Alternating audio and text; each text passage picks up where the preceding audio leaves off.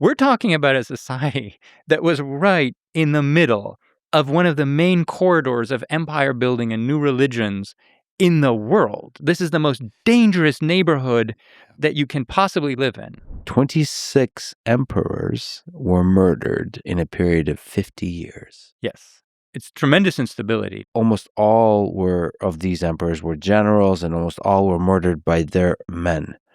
So civil war was the norm, hyperinflation, economic crash, plus there's a plague. Yes. It's just a lot of chaos. Here's why I don't think the Eastern Roman Empire is a military dictatorship, even though, again, the emperors control the armies, and the armies themselves will often have a say in who becomes emperor, like through the civil wars that we mentioned. The reason why I don't think it's a military dictatorship is because they almost never, very, very, very rarely use the army as an instrument of social control. Sometimes these eunuchs were extremely competent, like Narcissus, Justinian's general, who defeated the Goths in Italy in this massive battle. Like, this guy was a total hard ass. And he was this little old man. He was very old. He was tiny, and he was a eunuch. And the Goths laughed at him, but he had the last laugh. The following is a conversation with Anthony Kaldellis, a historian of the Eastern Roman Empire, also known as the Byzantine Empire. This is the Lex Fridman podcast. To support it, please check out our sponsors in the description, where you can also find links to contact me, ask questions, give feedback, and so on. And now, dear friends, here's Anthony Kaldellis. You've described that the Byzantine Empire is the Roman Empire, that calling it the Byzantine Empire is an invention of historians writing long after the empire has collapsed, that the people of that time considered themselves Romans, and that the so-called Byzantine Empire never actually existed, that it was, in every legal and cultural sense, the Roman Empire, continuing unbroken. So, let's get our terms right. In the grand historical context, what is the Byzantine Empire, and why should we just call it the Roman Empire? So, Lex, the burden of proof is on those who would assert that what we've been calling the Byzantine Empire is something other than the Roman Empire, because all of our sources are very clear about this. And we've known about this. We've always known about it. It's almost a form of cognitive dissonance, right? It's like when you know something is the case, but you carry on as if it's not. So the Eastern Roman Empire, this is the direct continuation of the ancient Roman Empire in the East, right? Everybody knows the Western Empire fell in the 5th century. And for many conceptions of Western history, that was sufficient. Like, that's when we just called it. The Roman Empire fell in the 5th century. And we kind of know that the Eastern half survived, but we don't want to include that in our cultural genealogy. And so we kind of pretend that it became something else. But in fact, it called itself the Roman Empire. Its subjects were Roman citizens. They called themselves Romans all the way down through to the end and beyond. So there are a number of reasons why Western Europeans wanted to think that the Eastern Empire is something different. And those reasons have created these models where they called it Empire of the Greeks for 1,000 years, then they switched to Byzantine Empire for very political reasons. Now that's collapsing. So we're now moving into a phase where we have the long Roman Empire. We recognize that the history of the Roman state, the Roman polity, is something that lasts an extraordinarily long time, very unique almost in history, from antiquity, like the archaic period, down to the 15th century. I think it would be really nice to actually look, just for a brief moment, at the grand scale of the full Roman state, as it lasted for over 2,200 years. Yeah. So its founding, 753 BC, to, let's say, the fall of Constantinople in 1453 AD. So can we try to give a big picture overview of everything that happened? Okay, so first we have a period of the kings. This is almost legendary, from like the 8th century BC down to around 510 BC. So this is when Rome is ruled by a series of local kings. The kings are expelled, and the republic, or what we call the republic, is instituted, and this is a regime that's governed by mostly an aristocracy, but with cooperation from the people of Rome. In various ways, the arrangements change over the centuries. So that lasts for about 5 centuries. And then we have the end of the Republic in the era of Julius Caesar and Augustus Caesar, when the civil wars lead to the creation of an imperial monarchy, right, under Augustus. So we date that roughly either 27 BC, something like that. And thereafter, it is an imperial monarchy for the next millennium and a half. Very broadly, we can divide that into two phases, one where the center of power is in Rome and one where it's in Constantinople. And, we can debate the dates of when that transition takes place. These big transitions usually take place over long periods of time. They're not like very sudden. So that's the big picture. Kings, republic, imperial monarchy. The Roman Kingdom, the Roman Republic, the Roman Empire. Yes. And then the West and East Roman Empire. Yes.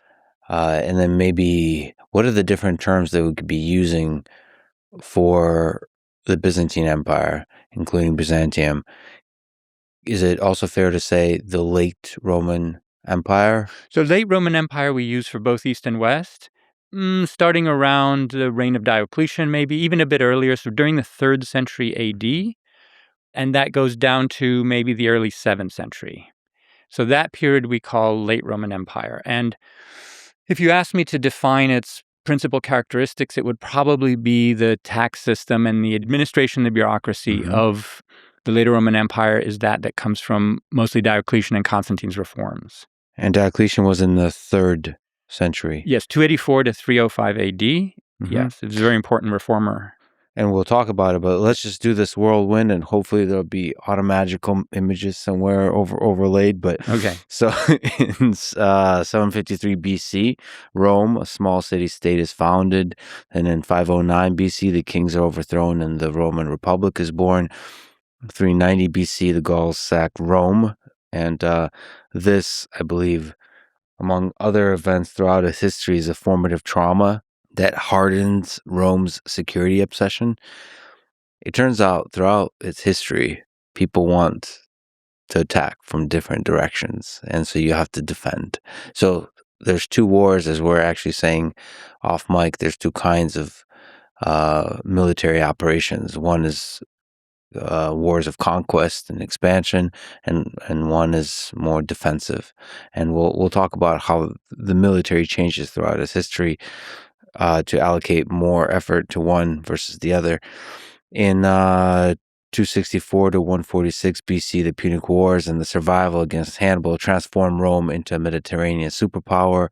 Then, like you mentioned, Caesar in 49 to 31 BC, Caesar's crossing of the Rubicon to assassination of Caesar to the Battle of Actium, and then the Civil War dismantles the Republic and concentrates power in a single ruler, Octavian, aka Augustus, the first Roman emperor, let's say. Yeah. Then 27 BC, Augustus founds the Principate, really low-key monarchy. And so officially that ends the Republic, and then that begins 27 BC to 180 AD, the Pax Romana, which is a period of relative peace and stability. And a lot of the emperors we know of, the sexy popular emperors, come from that period. Yes. Marcus Aurelius, who I'm a big fan of from that period. Then that takes us to 284 AD, the guy we mentioned, Diocletian, who rebuilds the state. Emperors drop the first citizen mask. This perception of the way, and we'll talk about this, the persona that's presented by the state. 312 AD, Constantine defeats Maxentius at the Milvia Bridge to become the sole ruler of the western half of the empire, and then founds Constantinople in 330 AD. East and West are split in 395 AD. Visigoths sack Rome in 410 AD. The West falls at 476 AD. As the last Western emperor is deposed.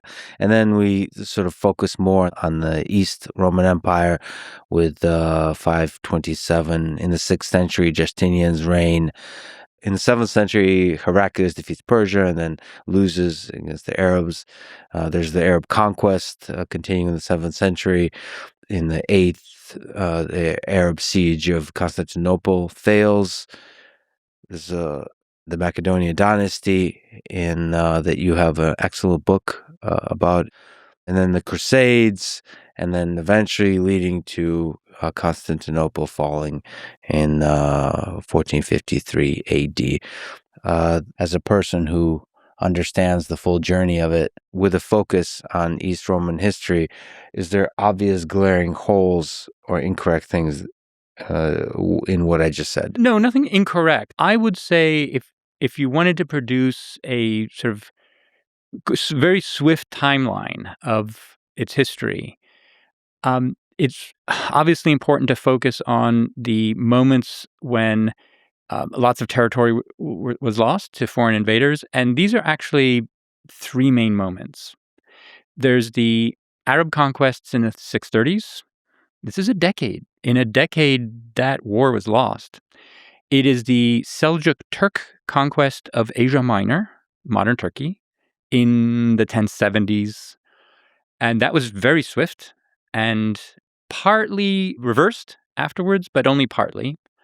And then there's the Fourth Crusade, 1204, when the armies from mostly France conquer Constantinople and dismember the empire as much as they could. It didn't last that long. The Romans managed to regroup and recover. But those are the three main crisis points. They are very swift, but they cause incredible damage. For all the rest of its history, it is a state and society that is generally sort of consolidating, regrouping, and generally engaged in slow but steady economic growth, territorial expansion, a small scale but steady. Mm-hmm. So we can talk about this. I think it's an important thing to keep in mind about the big picture, that the defeats were swift and kind of terrible. But the most of its history is one of slow growth. There's some traumatic events that have a big impact, but a lot of the developments we'll talk about, it might seem or feel like there's a particular moment when those developments or changes in the way the government or the military is structured arise, but really it's a gradual process. And exactly. So that's the tension we have to be constantly dancing with. Yeah, so as historians, this is a point of method, and it's very important. There are moments when individuals with a great deal of power make choices that impact everybody else and have, long-term consequences downstream. Constantine's conversion to Christianity, for example, right? Not something that anybody could have or did predict. Okay. Otherwise, most of the developments that we identify by specific dates, like you mentioned 395, the division of the Eastern and the Western empires, those are conventional dates that we use to actually capture what is, in fact, a much longer process. There was no split between the two halves. It was one among many allocations of jurisdiction to one son and another son in the East and the West. The two halves were subsequently reunited. Then they kind of divided again among different emperors. It's just a process. And so we sometimes use fixed dates for what is in fact a process. Or for 76, the fall of the Western Empire, this is the last date. It's actually a very long process that took decades. Mm-hmm. Right? So that's just something to keep in mind, that sometimes we're talking about processes, sometimes we're talking about very discrete events with long-term consequences. Yeah. Maybe an impossible question for a Roman state that lasted over 2,200 years, but is there a kind of through line, a thread, a soul that runs through the entire history of the Roman Empire? As you said, it's a slow transformation and evolution. But if we dare call the whole thing Rome, the Roman state, yes, is there some aspects, some characteristics that run through the whole thing? I think so, yes. By the way, you know the metaphor of the ship of Theseus? Mm-hmm. Okay, so in case the audience doesn't know it, this is when there's a ship and it's at sea. And over time, every component of that ship is replaced with some other component, so that by the end of the story, it has none of the original parts, but it's in a certain sense still that ship because of the story, right? Okay. So Roman history is different from, let's say, Greek history or Christian history, right? Christian history is the story of a religion. It can be in any country, among any ethnic group. It's here, there, right? It's everywhere. But you still have histories of Christianity. It's the same with, say, Greek culture or your Greek literature, right? It's not a function of a particular state. Ancient Greeks were famously never united in a state. But it's people who culturally accept that tradition as their kind of elite prestige culture and engage with Homer and Plato and so forth. And they can be anywhere. Roman history is not like that. Roman history is very specifically the history of a state or a political community. And so this is the community of the Roman people, the Roman citizens. And it is in gradual evolution, but at no point is there a rupture in that history such that its members would ever think that something dramatic had changed and that they're no longer part of that story. So in the same way as the ship I just mentioned, in other words, it's the narrative that you tell about it where the changes that take place to it make sense only when you see them within the context of that story. Mm-hmm. It's the same with Roman history. Yes, there are changes. Like eventually everything changes, but it happens so gradually that it doesn't seem that way to anyone living in it. And so the narrative of the history of the Roman people is what holds all of this together. How important is it that, so you mentioned Greek culture. So a lot of my friends who are Greek are extremely proud of being Greek. There's certain cultures that are proud. Sure. And it's not a momentary, ephemeral thing.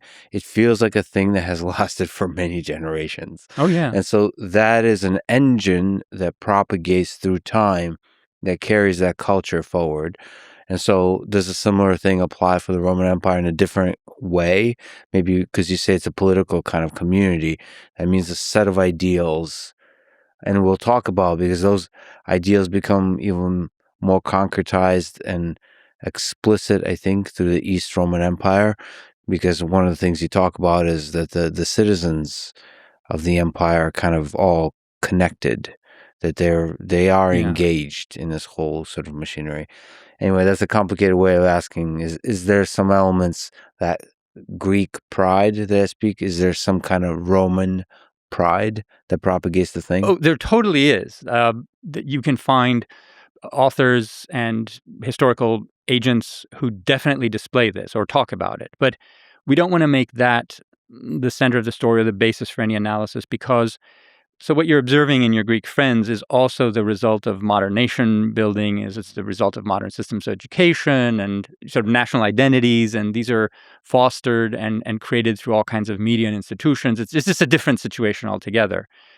What you find in ancient republics or medieval states is more something like a consensus to be ruled, to rule and to be ruled in this particular political community. Now, some members of it may definitely, and in fact did have this kind of pride. I'll give you an example. So there's an ambassador in the 6th century, and he's concluding a deal with the Persians. And, the Persians are skeptical because the Romans can't always be trusted. But this guy says to them, he says, and let me just tell you, you're making a deal here with the Romans. The Romans, the name should say it all. Mm-hmm. And you get a sense that this is expressing a certain pride in like being a bearer of the Roman tradition and speaking for the emperors and the Roman Empire. I mean, that's for him, this was something very, very momentous.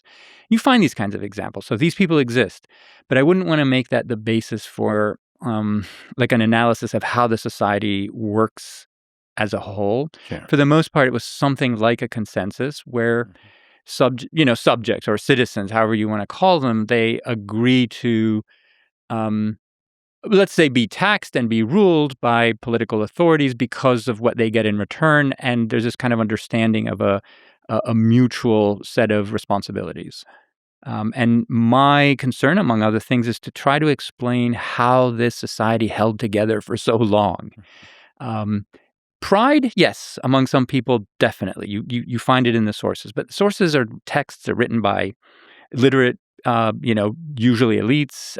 So this is a small part of the population. We can't automatically extend their attitudes to everybody else. Mm-hmm. So in dealing with everyone else, we have to work with different kinds of materials, different kinds of assumptions. We can't just posit that they're just proud of being Roman. They could have been. We don't know that, though. We can see other sorts of things about them. Like, for example, did they pay their taxes? Did they try to rebel and leave the empire? So those are the kinds of things that I look for. Pride is one component, but it could be other explanations and factors that explain what motivates a soldier to defend the capital, for example. Yeah. Like what what motivates a particular person to pay the taxes, and then this is something that we'll definitely talk about. But just to linger at the big picture, if the Romans from the different periods met, how different would they be from each other? Like if I brought to you, this is one of those, there's like Yes, a yes. blind taste test you can do with food. Yes. Uh, Pepsi and Coke. Pepsi and Coke. Yes. If I brought you a Roman from the Kingdom period, the Republic period, the early Imperial period. I mean, I get asked this in a much more radical form, which is like if you take someone from like around 1453 who's a Roman and a subject of this Roman and compare him or have him meet, in your imagination with someone from the ancient Republic, like how could they find any kind of agreement on what it means to be Roman and recognize each other as belonging to that polity? This is a very difficult thing to now. I can point to a number of things that they would find eventually. And, if you told them, you're both Romans, you're both from this long history, now you have to find, what you have in common. I think they could find things. But before we talk about those, if you want to get into it, let's just say that the question can even be posed about Romans who live at the same time. I mean, if you take a senator from the age of Cicero and someone from the slums of Rome, who's maybe the son of a slave who was brought from the East by some general a generation ago, and put them in a room and say, now you can discuss, you're both Romans, what do you have in common? They might have trouble in coming up with something, right? So let's not minimize the sheer diversity of experiences and sort of life experiences of Romans who are living at the same time. The important thing is that change is always happening. And from my standpoint, this change is sort of cumulative, so it results in a Greek-speaking Orthodox Christian Romans in Constantinople who at first sight might have little to do with Latin-speaking, non-Christians or worshiping the ancient gods, Romans from a republic in Rome. And those are very, very different situations. And no doubt they would look and seem foreign to each other, right? The question is, why do we assume that someone like Hadrian, right, an emperor from the 2nd century, sort of a very cosmopolitan figure who travels around the empire with his Greek lover and, writes poems and has a Greek beard and, loves Greek culture and has much to do with someone from the Middle Republic who's some warrior who's chasing down cattle from the Samnites. I mean, and yet the way we understand history is that, oh no, those belong together, Hadrian and this ancient Roman from the 4th century BC, but not Hadrian and someone, an emperor a few centuries later who's just like him, bilingual in Greek and Latin, who's kind of cosmopolitan, who, reads the same stuff. Because we posit this rupture between Roman and Byzantine. One of the ways we can try to analyze this is, for example, looking at a very specific role in society across time. So we can look at soldiers, how they saw violence, for example. That's one way. Yeah. So you're making me realize that we can just take 1,000 different professions and positions in society and really specifically look at what the experience of the world was like. Yeah. And so one of them is the view on violence across time. And then the other is the view on the role of the government across time. That's an excellent way of putting it. So take soldiers, for example, they swear an oath. Right? Now, we don't have the oath for every given period. We have some approximations of it, some hints of what it contained. But we know that Roman soldiers swore an oath, like throughout all of the centuries of the empire. Sometimes they might add like a Christian formula to it. Sometime before that, not. But they swore basically to protect the republic, or depending on what term they used, or the empire or the emperor. And this is something that they would have recognized very quickly. Like if they met each other over time and said, hey, what was your oath like? And they recited it, this would have made much sense to them, right? Or take, for example, a woman who runs a business, right? From any century of the empire, it would have been, especially the later you go, the more so, that this woman is enabled to do this by virtue of Roman law, of certain, Roman law of property and inheritance and marriage, but also regulations regarding who can do what and what kinds of properties women can handle and under what circumstances. This is something that Roman women had in common that many other cultures did not. So I'll give you an example. So, for example, in the 10th, 11th century, there are Jewish women who live in the Eastern Roman Empire who realize that they have more rights in Roman courts than in rabbinical ones. And they take their disputes to the Roman courts. Now, the thing is that for the Romans, these are property matters, not religious matters. But for the rabbis, these are religious matters.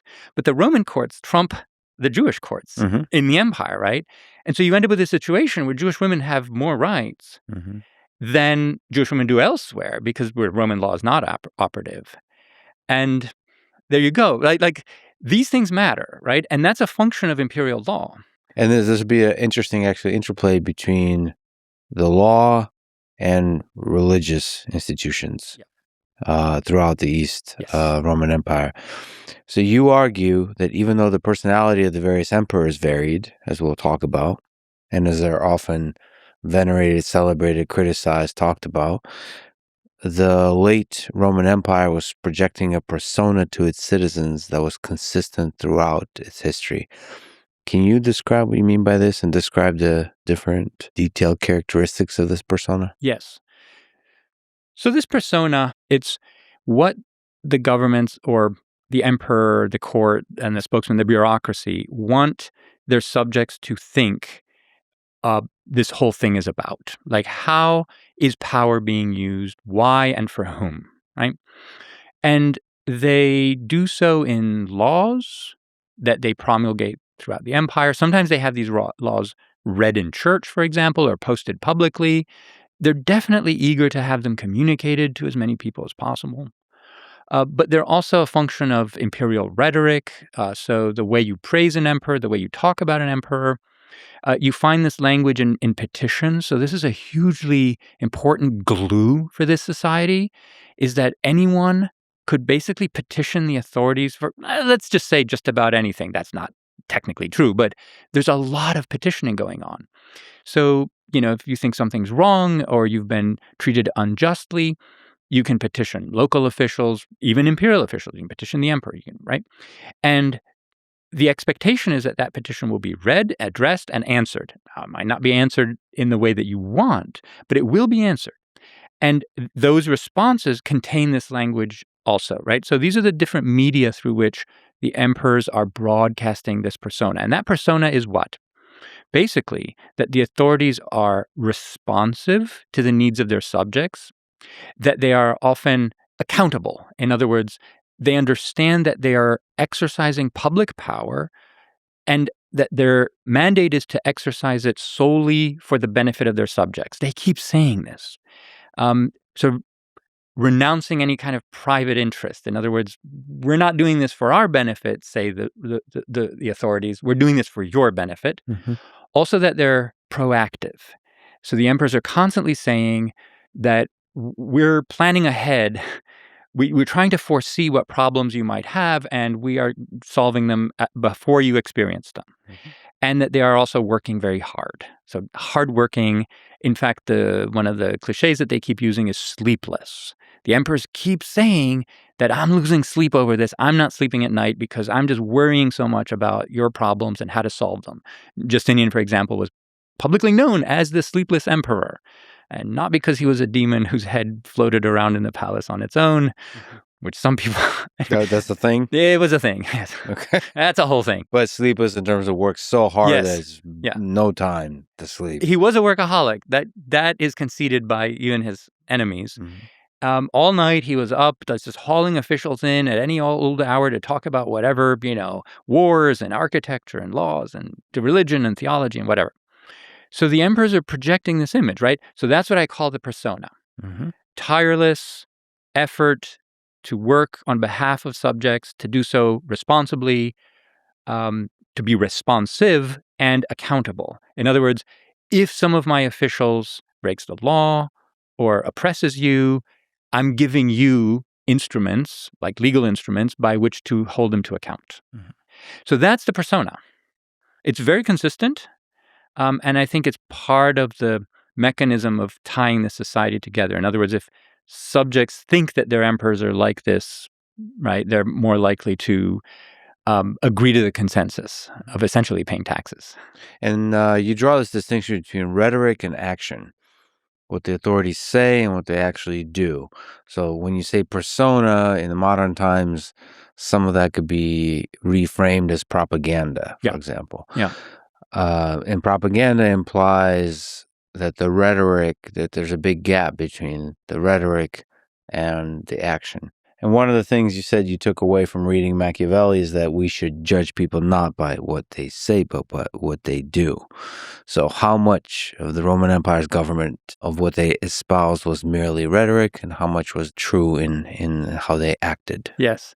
This is a key lesson I took from reading Machiavelli. And I found this a very insightful way of thinking about politics. And I would recommend that anybody kind of practice this way of looking at the world, right? People and states and, powerful people can say anything they want to. At the end of the day, what matters is what they actually do. And this doesn't mean that what they say is irrelevant, even if it's discordant with what they do. But nevertheless, in the case of the East Roman state, so my research suggests that the emperors and the authorities were generally sincere in what they said. In other words, I have found that they generally did what they said they were going to do overall. Not perfectly, obviously. And of course, these are human beings we're talking about, right? They're human societies. There's a lot of, corruption and you name it, abuse. Mm-hmm. Of course there is. But overall, I think that there was a sufficient level of understanding that the emperors are in fact doing this. And they were actually incentivized to do this. We can talk about how, because they were also in a pretty vulnerable situation too. So they needed their subjects to be relatively content on this front. Isn't this surprising to you? So, from the outsider point of view, Roman emperors, even in the East Roman Empire, technically have a lot of power. Yeah. You can even say, in some cases, absolute power. And yet, they seem to be awfully worried to make everybody in the empire happy. What explains that? Like, what explains the small gap between rhetoric and action in the East Roman Empire? A number of things, but ultimately it is that there is no right to the throne. And this is a function of the Roman matrix of politics here. In other words, so here's a bit of a paradox. What we call the Roman Republic was the most imperialistic phase of Roman history. Like, this is when the Romans did most of their conquering. Mm-hmm. What we call the empire is much less imperialistic in this way. That's much more defensive in its approach, right? And yet our terms are a little mismatched in that way. The empire is more a function of that it has an emperor rather than it is engaged in imperialism. Mm-hmm. And that emperor emerged out of the republic, but emerged out of the republic in a very strange way. In other words, not as a dynasty that created the state. So, for example, if you think of the Ottoman Empire, many other empires, the whole thing existed because this dynasty engaged in conquest and was successful in creating the state. And so the dynasty was like at the heart of the state. But that's not at all the case in the Roman Empire. The emperor is a figure who emerged within a republic. And in order to create peace after the civil wars, those emperors had to, for a long time, kind of pretend that they were not what they really were, by basically, continuing to flatter the idea of a republic that is, that has a first citizen maybe. Oh, no, I'm not a king. I have this office and that office and that office, whatever the Senate has given me. Now, we understand that's a facade, but the fact that they had to create this facade at all is very important. Can we actually just linger on that? I mean, how much of this, because you said they had to create this facade. Yeah. did Augustus, who started the whole thing, the first emperor of Rome, did he have to act that way? Because he kept acting like he's not an absolute monarch. And he could have gone hardcore, destroy the Senate, just full hardcore rule, dictatorship. How does he govern then? So he wants to be an effective governor, and he also wants to not be overthrown. Exactly. Because, just because you ended one civil war doesn't mean that there's not going to be another. Mm-hmm. You have to create a consensus such that people don't want to have another civil war. If he did what you said, which he in theory could have done, but that would have just led to more wars, right? So the problem is that the emperors, even those who come to power through violence, they can't prevent other people from trying to come to power through violence because, like I said, no one has a right to the throne. We should also say one more thing where, dare I carefully say this, but it seems like riots and civil wars is a feature, not a bug of the system. Yes. This is a different thing that we have to the modern day. Is because the threat of a civil war, a violent civil war where you overthrow the government and there's just a lot of death and struggle for power is always a threat. That's another incentive, I guess the stick, not the carrot, but the stick for the emperor to behave. Yes, it's the main one. In other words, just take the 1,000 years that I study.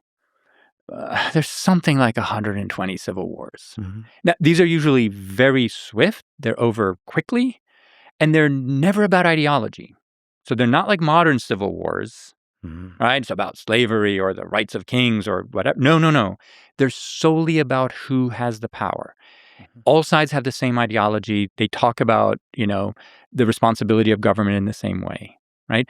They're just competing over who's the best man to do the job, right? And so once you have that situation, and it might not be a civil war, it could be a palace coup, it could be a kind of fighting in the capital, something like that.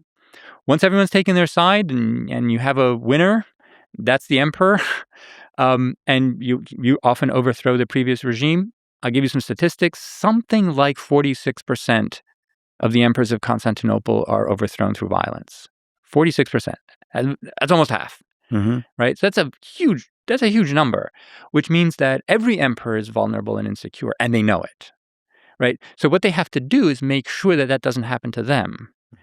And the way to do that is not by arresting and executing everybody you think might be a threat or just generally behaving like a Caligula or a Nero. That will just get you killed. Like, they know this. So the best way to avoid that fate is to actually do the things that will make people happy so that they don't support a rebel if a rebel decides to appear. And sometimes rebels would appear. There's a kind of convention in Constantinople. Like, sometimes you think, that emperor is pretty unpopular and I think I can overthrow him.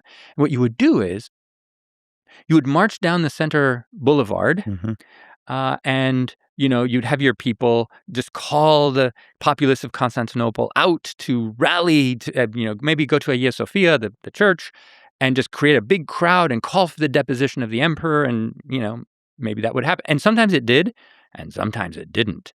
And the rebel or wannabe rebel would sort of proceed down the boulevard, and people would just gradually just disappear, and then he'd be left alone and go up to Hagia Sophia as seeking asylum, right? So that's a bid.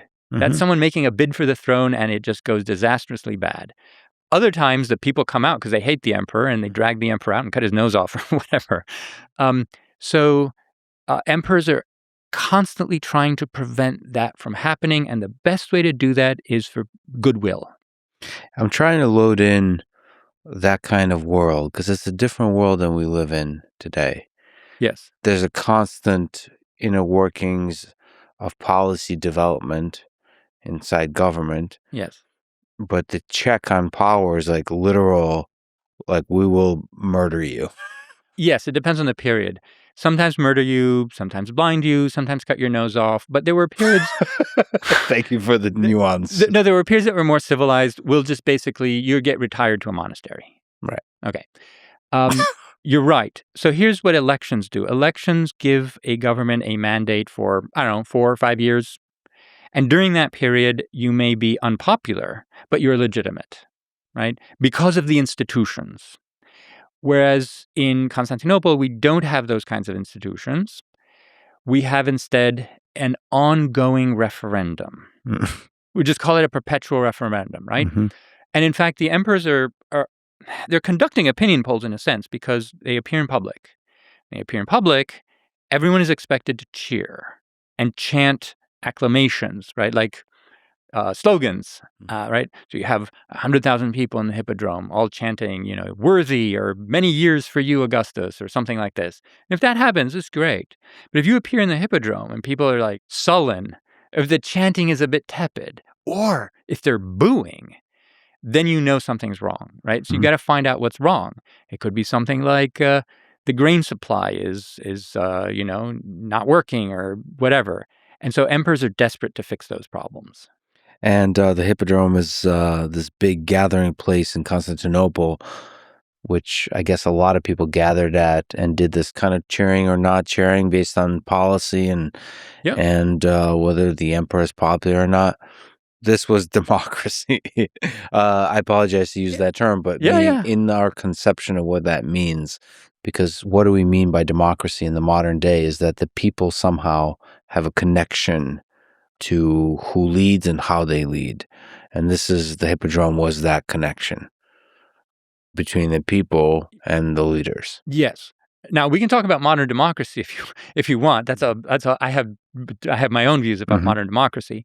And how it works and how it doesn't, and anyway, whether it is democracy, in fact, because there are other models of democracy, like ancient Athenian democracy, which is a whole other thing. But you're right. So it's not just in the Hippodrome. It's wherever people assemble in large numbers. So this could be military mustering grounds, right? So the army is also the Roman people in a way, and in some cases the most decisive part of it, right? So if an army gathers together and they decide they want a different emperor, that's serious. And that can happen out in the provinces too. That doesn't necessarily have to happen in Constantinople. There's also Hagia Sophia. So the people gather in the church or they gather in public spaces like the Forum of Constantine. Mm-hmm. So this can happen anywhere where a large number of people can gather. And it's, I don't know if you want to call it a democracy as such, but it is definitely a form of popular, let's say, consultation and a testing of consensus. I'll give you another example. So in the 1190s, the emperor, Alexius III, he's being threatened by the German emperor. German emperor is basically, you pay me a bunch of money or I'll invade. Mm-hmm. Just straight up extortion. Yeah. And Alexius decides, okay, I'm gonna gather this money. I'm gonna impose these taxes. And he gathers the people in the Hippodrome. And he says, we're gonna have the German tax. He called it the German tax. And there's such an uproar in the Hippodrome against this that he was like, that wasn't my idea. I don't know where that came from. No, never mind. We're not going to have the German tax. Fortunately, the German emperor died and nothing ever happened. But it gives you a sense of how emperors literally can backtrack when they see that the people are against something in a matter of policy, right? Like tax policy. So yeah, there was this give and take. So institutionally, the emperor might look absolute, as you called him earlier. In practice, no. The ones that did that didn't end well.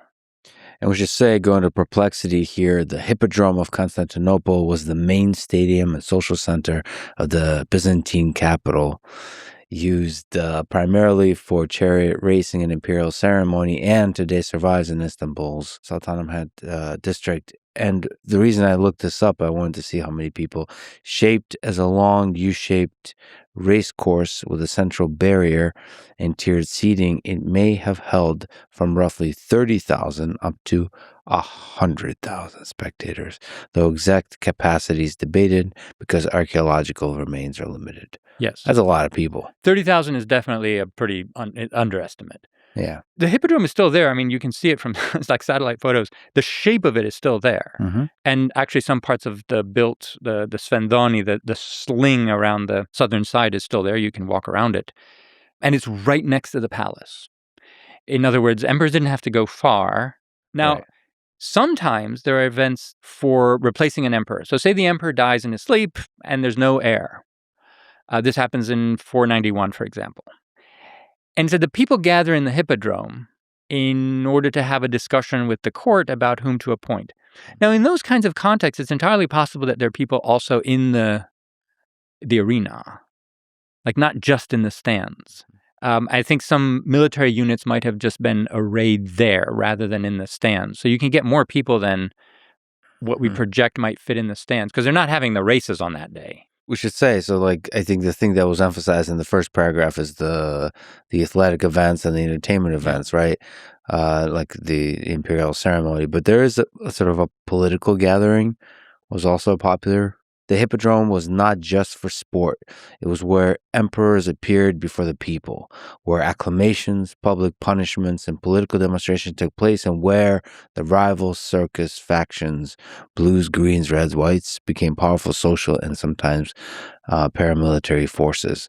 And this goes on and on and on. So this was a place it's a very important people place, to speak to the leader. Yeah. Vent sometimes. Yeah. Even insult them. Yeah, this is fascinating. I mean, it's human civilization has converged towards a mechanism that has clearly worked because for the empire in the East stood for 1,000 years. So it's fascinating. We as humans, throughout our history, we would try to figure out, okay, how do we figure out how to govern large collections of humans in a way that they're represented, in the way that they don't riot, they don't rebel, Yes. in the way that we flourish together as a people, all this kind of stuff. Yeah. So this is the East Roman Empire is a real study of something that seemed to have worked. There's lessons there, even for the modern times, I think. And modern times, again, is very early human civilization. From a certain standpoint, yes, we are still early in trying to figure it out. Yeah. Yes. Now, mind you, I'm not advocating for this type of social organization and government. What I'm trying to do as a historian is understand how and why it survived, and also to find the ways that it worked, because it did work. We know that much. We have to start from that. It survived. It was resilient.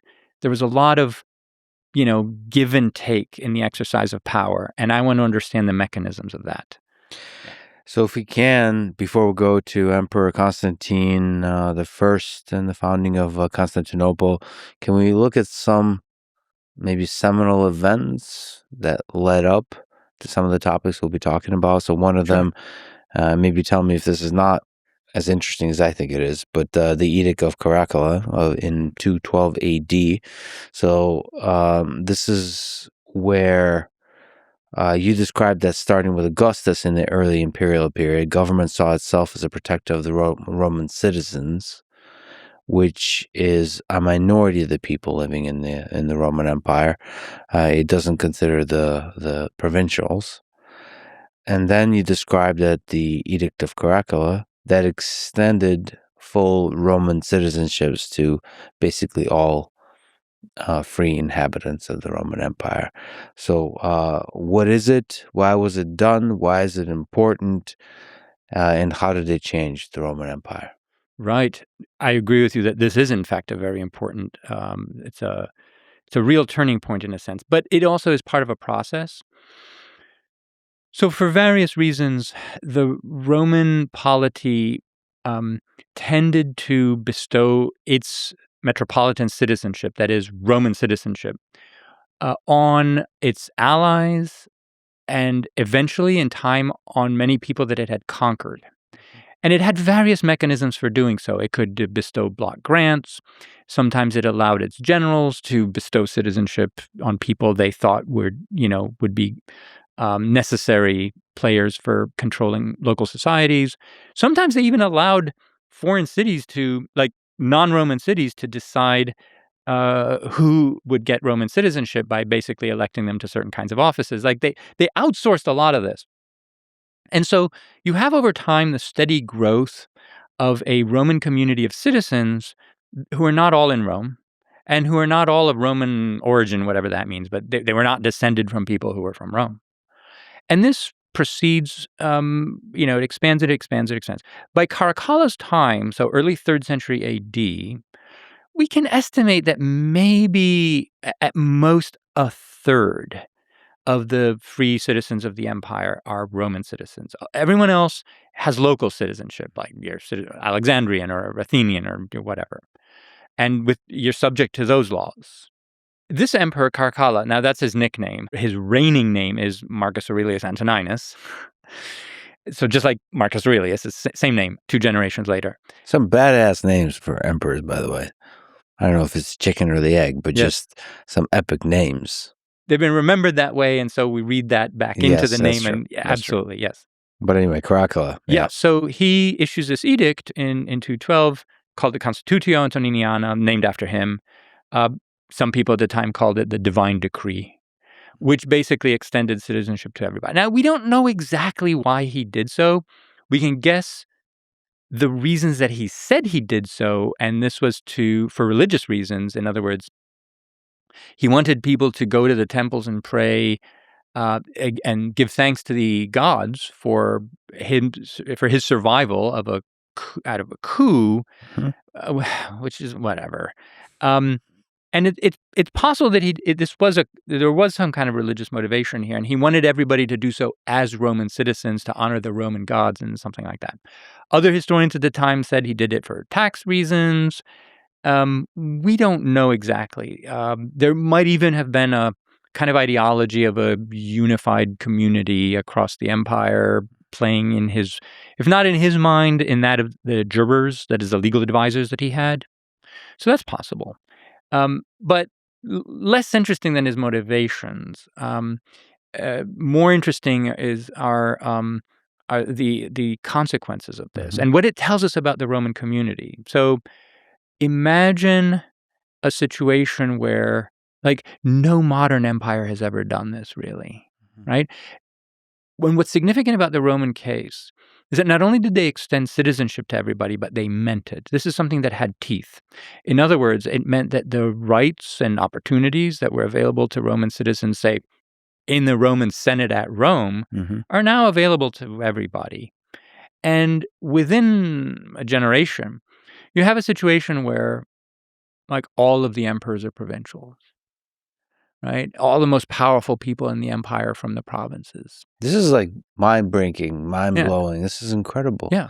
The fact that the Roman Empire was able to do this and it stuck. They did it and they meant it. And they meant it. They implemented it. It was real. That tells you, that's an important thing that tells you a lot of information about the populace of the Roman Empire. Yeah. That the fact that it stuck, that the government meant it, that the system incentivized the government to mean it. Yeah. It's incredible. Yeah, and there's a law of citizenship, and it says something like anyone born within the Roman Empire is a Roman citizen. And the Roman jurists and policymakers who were behind this had some very interesting ideas about, creating this kind of community. Look, like, imagine it's almost impossible to imagine, but the British at the time of the peak of the empire bestowed British citizenship on everyone, including in India, and like suddenly made positions of power in London available to people from India, like including the throne. Like, it's just unthinkable. And that has to do, with race and colonialism and all kinds of things, right? But not in the Roman Empire. So we have a situation where the emperors are all from the provinces. The most powerful officials are all from the provinces. And so a century later, when Constantinople is created, it's created, right, like in the Bosporus, so like where modern Istanbul is, in the Eastern Roman Empire, it's created within a pre-existing Roman context, right? It doesn't bring Romanness to the East. It's already there. And so it's not such a leap to create a center of Roman power in the East because of that. And you've helped put together a book on the history of intellectual thought in the East Roman Empire. But this is the interesting thing here, and I can ask that many times, but let me ask it here also. Is the great man, the great woman view of history. Were there like Thomas Jefferson or those types of characters in the meetings as they're executing on the edict or developing the edict? Is that important, or is it more about the system and the culture and just Yeah. was it how important was it? Because this seems like a revolutionary idea, and when we think about the American Revolution and the founding documents, it seems like a few individuals were Yeah. really critical about the wording of things, and then words matter because those words create the reality and then it propagates through time.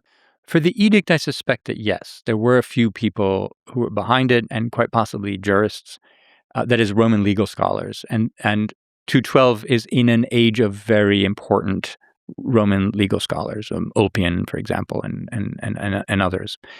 But we just don't have those. We have Yeah. minutes of the meetings for the Yeah. American Revolution. Yeah. Not only do we not know who was in the room, we don't actually even have the whole edict. We have a papyrus fragment. This is a piece of ancient paper that's mostly torn and mutilated, and we have like a bit of a paragraph from it in Greek, not even the Latin original.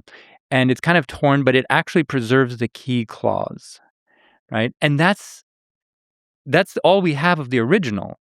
We have contemporary sources that mention it. We have legal documents, but nothing like we can talk about the people involved in it, or even how it was immediately implemented. Like suddenly we know everyone in the provinces. Like there's this explosion in the number of people called Aurelius because that was his Roman family name. And so when you acquired citizenship from that edict, you became an Aurelius, right? And there are lots of Aurelii suddenly all over the place. Like we can see it immediately. Yeah. But we can't actually see the implementation. But your instinct says that individuals were very important in the development of that idea and execution of it. Probably, yeah. Yeah. Even though it's part of a long-term process of expanding Roman citizenship, this was an explosion, not just an expansion. And then you said that one of the important aspects about this edict is that giving equal rights to provincials was one of the things that helped deal with the crisis of the 3rd century, and was the thing that I think you said, quote, sapped discontent from the relevant populations, which then minimized the probability of uprisings. Well, now that's a very long-term process. Yeah. Now, the 3rd century is chaos. There's a crisis. It's a mess, right? So what follows the edict is quite a few decades of unrest. Okay, let's put it mildly. Let's talk about the crisis of the 3rd century, where 26 emperors were murdered in a period of 50 years. Yes. It's tremendous instability. So there's civil wars nonstop. Almost all of these emperors were generals, and almost all were murdered by their men. So civil war was the norm, hyperinflation, economic crash, plus there's a plague. Yes. From 249 to 262 AD, which is a pandemic, possibly smallpox or Ebola. It killed up to 5,000 people a day in Rome alone, devastating the tax base and army recruitment pool.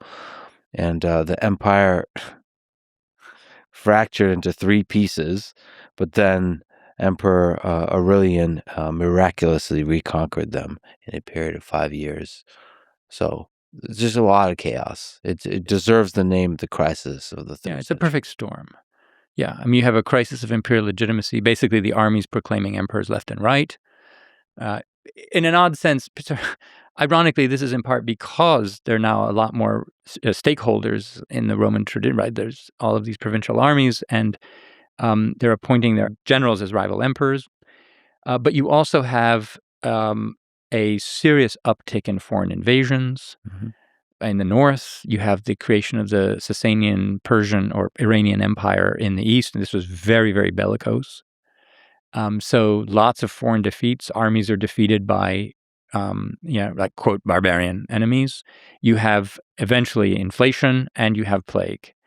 And so under the pressure, right, of all of those forces, it almost fell apart. Now, it didn't actually.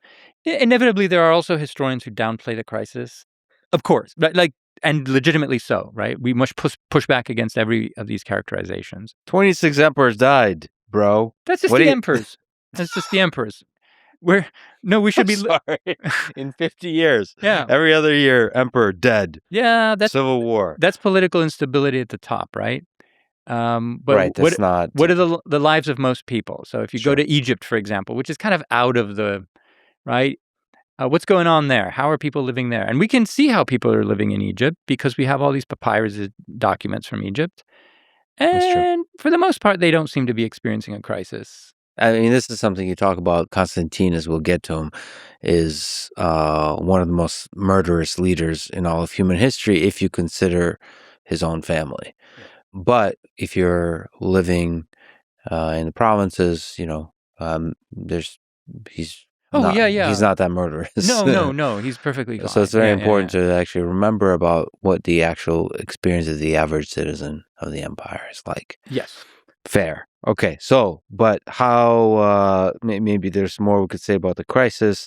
And then, of course, the crisis is in part resolved by Diocletian, as he does a hard reset on the structure and the Roman system of government.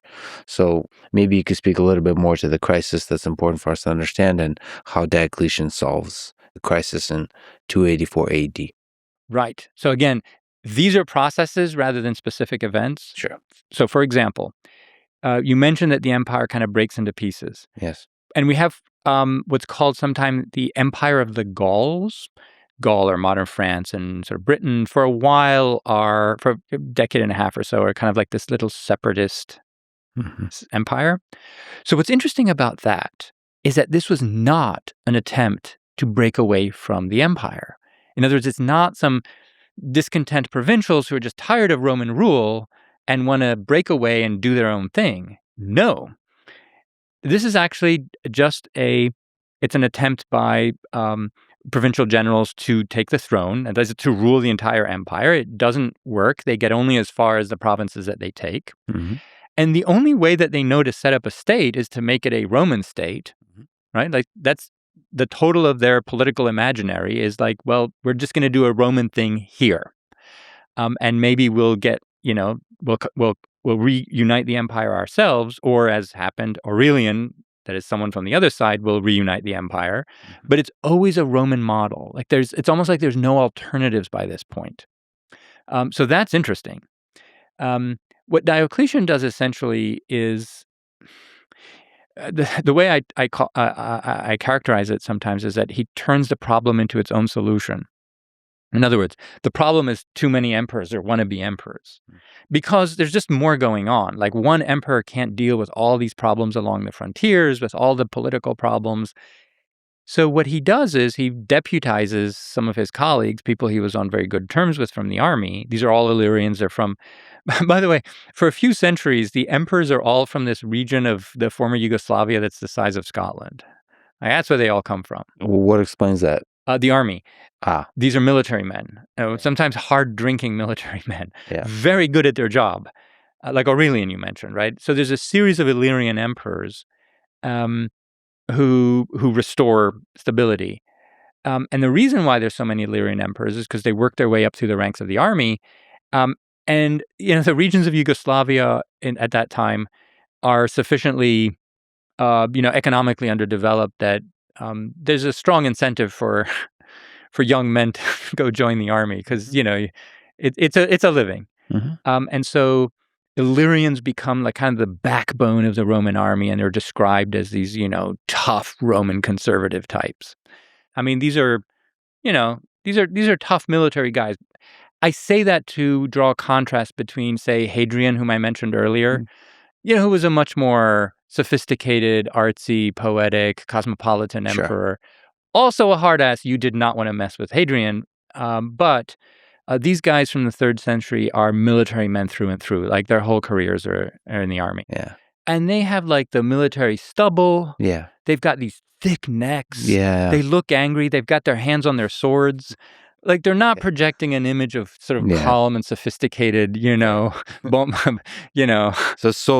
men. Military men from Aurelia. Yep. So Diocletian gets a gang of them together. They're 4. We call this the Tetrarchy. And he basically allocates them to various. This wasn't any kind of hard division of the empire. Basically, it was a collaborative project.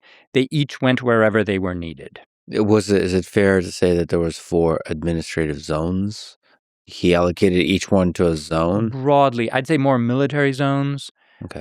So the administration tends to operate it kind of humming along in the background wherever these emperors happen to be, right? This is we're talking about a period of big government now. So Diocletian creates a larger government, possibly a larger army, and in order to pay for that, you need more systematic and effective taxation, which means you need more census, you need more bureaucracy, you need more So it is an era of bigger government. So just to linger on that point, is it fair to say that Diocletian created the deep state, quote, deep state? So the tax collectors, the logistics, the thing that you've kind of hinted at, which is the separation of the civil and the military layer of society. So the concept of a deep state, I've had discussions about that with experts who work on the idea of the deep state. And I'm not sure that I would characterize the Roman Empire that way, in part because while you do have big government, you do have bureaucracy, you have bureaucrats who are buried in various echelons, and nobody knows exactly what they're doing and things like that. I have not come across the idea of some sort of sinister elements, who are working within the administrative apparatus to undermine the emperor. Like from a distance, occasionally you might get glimpses of this kind of thing. Diocletian, for example, once complained that nobody ever tells me anything. In other words, like he's so removed in part from the realities of what's going on the ground that he felt sometimes he'd lost touch. But I don't find this kind of idea of undermining imperial power from within the bureaucracy. Yeah, I think one of the ways to explain that is because, in the modern day democracy, in quotes, there's a kind of temporary nature to the leader at the top. So it's incentivized the deep state to form. So the deep state thinks of themselves as a thing that propagates long-term periods of time, and the leader is a very ephemeral short-term thing. With an emperor, technically, you can go for a long time, so it's best to be integrated deeply. With the bureaucracy should be integrated with the leader. It makes sense. Fair enough. Also, in modern social thought or fear is that the deep state might be undermining, the democracy itself, rather than it can cut both ways. But there is a bureaucracy. There is a big government. Absolutely. There's a big machinery. Yeah, compared to before. Yes. So Diocletian creates these larger bureaucratic structures, and these are the ones that define the society that I study. So as a specialist, I focus on the period after him mostly. But he implemented those to solve a lot of these problems. He was mostly successful. So in terms of generating revenue from a much more troubled and kind of precarious situation, sustaining large armies and putting down these rebellions and usurpations. And he was generally successful at doing that. So he created the model that they kept for the next, 3 centuries or more. But a lot of the elements of that model lasted even beyond that, right? Yeah, like universal taxation. I'll give you an example. Up until then, Italy was exempt from taxes. Italy was the land of the conquerors. The conquerors don't pay taxes to themselves. The conquerors live off the taxes that others pay, right? So Italy was this big tax haven, right? Diocletian, Galerius, his guys. These guys are from Illyria. They're from the Balkans. Like, why is Italy tax-free exactly? That doesn't make any sense. It's a very, very wealthy, prosperous part of the world. And so, no, they tax Italy. So now, not only do all Romans have the same citizenship and the same law, they all have the same tax system. And the Diocletianic tax code, as it were, it's not a code, it sounds like a flat tax, which for us sounds regressive. But by the standards of that time, it's actually kind of progressive in a way. It means that even elites paid the same, right? Yeah. So how much of all of this, everything we'll talk about in the coming centuries, is all about taxation? I think it's huge. Taxation is the heart of it. So, the functioning, the success, the flourishing of a society the way the government works, the way the people are represented, all of it has to do with the civil wars and everything. It feels like taxation is at the core. Yes. Yeah. If you ask me to put my finger on one factor, it would be that. So the taxation system, that feels like the early framework for the East Roman Empire. It did create a more sort of homogeneous framework, for sure. By the end of the 3rd century, it's pretty much in place. What Diocletian does is a universal census, and this is continued by his successors. So every taxable asset in the empire is censused. Mm-hmm. And so you can now start to have a budget. Now, there is some element, and then you push back against that, some element of Diocletian where he legally limited social and class mobility, in part for the taxation system, and made it, in many cases, illegal to move and illegal to quit your job. For example, as I read, to guarantee the food supply and land tax, farmers were legally forbidden from moving away from the land they worked, so the state always knew who to tax. And then for soldiers, sons of veterans were legally obligated to serve in the army to maintain troop numbers. You argue that these were tax enforcement mechanisms, not a rigid caste system. And so in practice, the empire remained a society of high mobility. This is a complicated matter. Yeah. So let's talk, for example, about soldiers. It's probably the case that most soldiers' sons were expected to succeed them. Like most professions where you have an apprenticeship, the son will usually succeed, right? There are a number of other professions that were kind of guild-like in nature, like, for example, shipping, where there were considerable assets involved in order to secure contracts for insurance purposes for the ships and so forth. And it made sense for those assets to be, passed from father to son. In other words, and with them comes the obligation to continue in that line of work. Some of these things are inherently hereditary, and I don't think most people would have objected to it. The farmers is probably the only case where it might have actually involved some coercion. There was a category of farmers, and we don't know how many of them, who were, for fiscal purposes, bound to the land. This doesn't mean they couldn't leave the land, like physically, it was preventing them from leaving, but they were fiscally responsible for providing the taxes or rents or whatever, because the state wanted to have a secure revenue stream from, say, those lands. And anyway, it's one of these complicated situations. This did create some limitations on those people, and it's a topic of current research. These bound farmers, as it were, who are tied to the land. It's more of a, someone put it that. Most of the time it's people who own the land, and in this arrangement, it's the land that owns the people. But you're saying the bigger picture thing is that there was mobility. Oh, there's considerable class mobility and yeah, physical mobility, meaning people moved and we'll see this as from the west into the east and Constantinople and all this kind of stuff. There's tons of mobility. Yeah. No, this is not a society where people are bound really.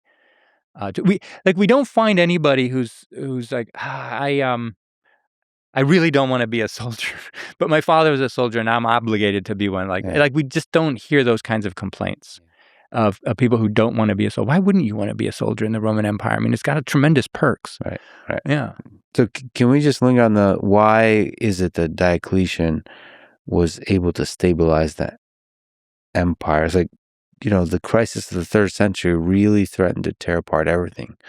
So why did some of these things that we talked about stabilize? Well, Aurelian had already united the empire territorially. Mm-hmm. So this is right before Diocletian. And what Diocletian did was put in place a system that reduced the number of rebellions. Simply by having 4 big guys with 4 armies, they managed to put out all of those fires, or most of them. And once you have stability, and he also beat the Persians, Galerius did, so starting to beat back foreign invasions, that creates a framework for economic stability. People need to if they're going to invest in like land reclamation or expand production, they need to know that foreigners aren't going to come rampaging through, marauding through the, stealing their cattle and enslaving them and taking them off to work on agricultural farms in Mesopotamia. Like, they need to know this. And if you provide that context of stability, the economic growth, the demographic growth will return. And Diocletian created that kind of that context. So that takes us to Constantine. But first, a quick bathroom break, if I can. Sure. Quick 10-second thank you to our sponsors. Check them out in the description. It really is the best way to support this podcast. Go to lexfridman.com/sponsors. And now, dear friends, back to our conversation about the Eastern Roman Empire. All right, we're back, and let's talk about Constantine and Constantinople. Let's go to the rise of the East Roman Empire. Who was Constantine? Tell me about his rise to power and the founding of Constantinople in 330 AD. Sure. So Constantine was the son of one of Diocletian's colleagues. So he comes from within the system. And the system was actually designed to be non-hereditary. In other words, the senior emperors would retire, the junior ones would move up to the senior position, and then they would recruit two new ones. And they tried to skip the dynastics element. So it would be kind of, let's just say, kind of meritocratic, not whose son, you were. Constantine was a son. He was passed over, but the armies liked him. He was actually quite competent. And so there's a series of civil wars among all of these successors of Diocletian, and Constantine emerges as the winner. There are periods when there are quite a few of them. There are like 6 at a time, but they gradually winnow down to 1. So as long as you have the quarterfinals, semifinals, and then the final war, and Constantine emerges in 324 as the sole ruler of the entire Roman Empire. So that's who he is. He's definitely an insider, very, very competent general at civil war. And he gradually moves eastward. So as he's conquering his rivals, who are often at times his father-in-laws or his brother-in-laws, but because these people are all intermarry and they have alliances and they fall out, it's one of those kinds of situations.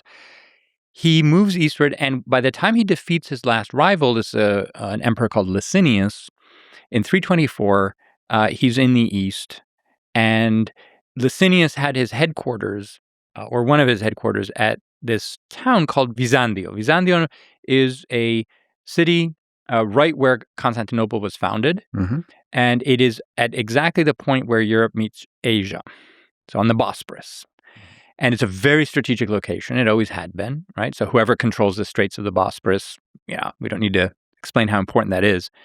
And Constantine decides to create a city named after himself, Constantinople, on that spot, Byzantium. So Byzantium essentially ceases to exist as a city and is replaced by Constantinople, aka New Rome.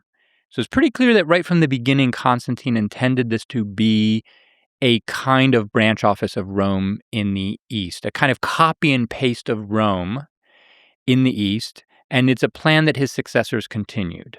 Right? Now, there are a number of other cities in this, let's say in the generation or two before this, that were also treated as sort of quasi-Romes.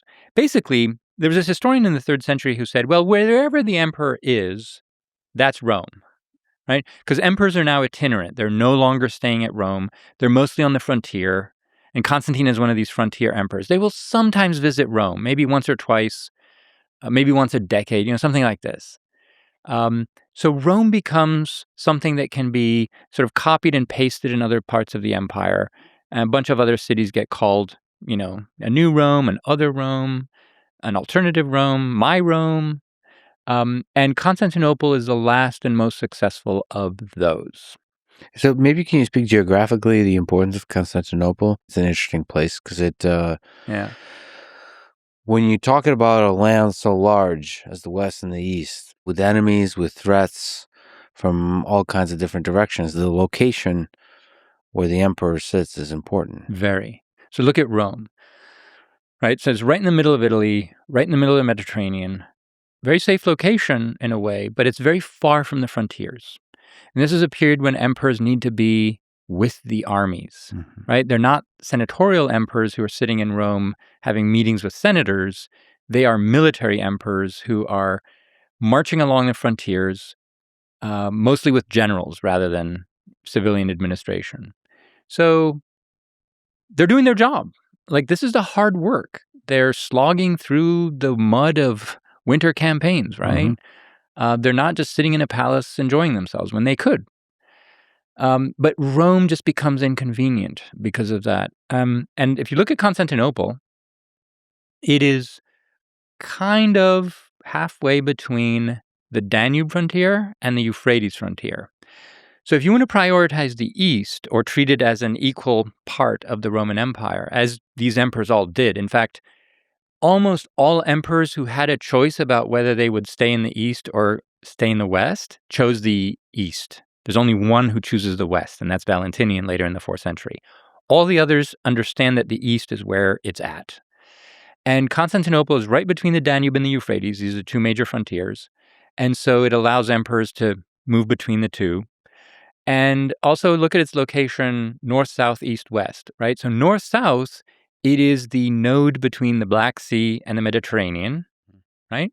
And east, west, it's precisely where Europe meets Asia, right? And because there's a break there, so there's a Bosporus, the Sea of Marmara, the Hellespont, the Roman Empire during the civil wars, it would tend to break there. And you would have one emperor on one side in Asia, and you would have another emperor on the other side. And this just kept happening. And Constantinople ultimately functions as a kind of clamp that unifies this whole area. So basically the Balkans and Asia Minor and Syria as a kind of unit, right? And, you know, what is a new Rome? A new Rome is, among other things, a new Senate, right? And Constantine and his successors recruit this new Senate for the new Rome. So we're talking about maybe 2,500, 3,000 men, at its peak. And these are all recruited from all of these areas. You know, some come from Rome, but others come from the Aegean region, from Asia Minor, Eastern Mediterranean. So these are the wealthiest people, usually most well-connected elites from the whole Eastern Mediterranean, and they come together and form a new purpose, common purpose, in Constantinople. And the empire never breaks there again, right? So it holds together this part of the world. The breaking point now, interestingly, moves to the Adriatic, right? So when in 395 we talked about East and West kind of splitting, it breaks at the Adriatic, because Constantinople is now holding that whole Eastern world together. Because all of these elites, they're invested in it. They're literally investing in it. They have to invest in it in order to be senators in Constantinople. So that's kind of one of the functions that it performs. A strategic function, there's a political function. There's also a cultural one, but we can talk about that too. But that's what you see there on that map: the northwest, east, south. So just to linger on it, so you do a podcast, Byzantine and Friends, but you're also a guest on podcasts, and I should mention you being a guest multiple times on the History of Byzantium podcast, hosted by Robin Pearson. I highly recommend people listen to it, to all of your appearances. You have a lot of really fascinating ones. But the reason I bring all of that up is one of the episodes you do the fun thing of selecting the top 10 emperors of Byzantium. And spoiler alert, everybody should go listen to the full list because you justify all the different options. Yeah. But Constantine ends up in the number 1 spot. Yeah. And so can you just add a little bit more depth why he would be in your number 1 spot now that we're talking about him? Yes, it's not because I sort of like him as a person, right? I mean, as you said, he was pretty murderous. Yeah. Right? All those wars. So clearly ambitious, murderous, ruthless, basically. Can you actually speak to the murderous aspect? He seemed to have murdered a lot of people in his family. Yes, that's because what we call his family were also alliances of convenience that he made on the way to the top. And when those alliances or, those wives or those fathers-in-law were no longer convenient or or turned against him, he had no hesitation in removing them. But he's also, he gets a little extra bonus because he also murdered his own son, Crispus, who was apparently a very competent and popular kind of general, and we don't know why. He executes Crispus soon after defeating Licinius, and then follows it up with the murder of his wife, not Crispus's mother, and we don't know why. The funny thing is that when emperors do this sort of thing, if there's any kind of remotely like a good reason, they'll blast it through all of the media, right? Like Crispus was rebelling against me or whatever. There's nothing. Yeah. He doesn't even try to justify it, which means it must have been something unjustified. Like, I don't know. I can't process it. And also I read that there's historians of the time would just ignore that happened. Yes. Well, sort of. So when Crispus is alive, it's all like praising Crispus as, Constantine, you great emperor, and your wonderful son who will whatever. And then Crispus is executed and he just disappears from they never talk about him. Yeah. Actually, as another side to a side, I think you mentioned, whether it's on your podcast or elsewhere, that if you had to have a beer with any of the emperors, that you probably wouldn't. So it's not like some of the most impactful, some of the most influential and great emperors that we talk about, they might not be very pleasant people. Right. So let's set aside whether you'd like to have a beer with these people. The reason I put Constantine at the top of the list is because the decisions that he made were so consequential, just important, and for the most part, not bad decisions. So I couldn't not put him at the top of the list. The creating Constantinople and converting to Christianity and setting the empire on a path to conversion. These are major, like world history level decisions, right? Now, not many emperors do that. In fact, Constantine is in like his own league when it comes to those kinds of decisions. My other criteria for top emperors were basically those who did the job well, right? Not making, these kinds of shattering decisions or, world history changing decisions, but just who performed the role competently with results that impacted the lives of their subjects for the better. So those are the other criteria that I used. It's difficult to juggle these different criteria, right, in order to create a systematic list. And by the way, we historians generally don't do these kinds of things, but you said it's fun. It is fun. It was fun. And it allows you to talk about certain things that you might not otherwise do. So, yeah, that's why Constantine was at the top. So you mentioned Christianity. That was one other big component of his rule. What was the role of Christianity in Constantine's life, in the lives of the citizens of the new Roman Empire? At this stage, Christianity doesn't yet have a role. It actually took the emperors, when the emperors took it on board, that is, they made it a part of the imperial system, then it began to acquire a role within this system. Previously, it had imagined itself as having its own history, like not necessarily part of the empire or affiliated with imperial power. But after Constantine, it does acquire a role. So it's actually one way to ask that question, which is fascinating, because you said that there's Rome, and then there's like cultures like or traditions like Christianity, or being Greek, that kind of thing. Yeah. So one of the ways to ask this question is: did Christianity triumph over Rome, or did Rome capture Christianity? Right. Yes. Which is the mechanism? I would lean more toward the second. In other words, that the religion was co-opted by the imperial system. Now, there are many areas in which that's not the case and where the opposite happens. So I'm not going to be absolute about it. But I think it's very important to recognize that, because Christianity generates this narrative of triumph, right? Which modern historians perpetuate. And it's framed in very particular ways. In other words, that Christianity triumphs over the ancient religions, right?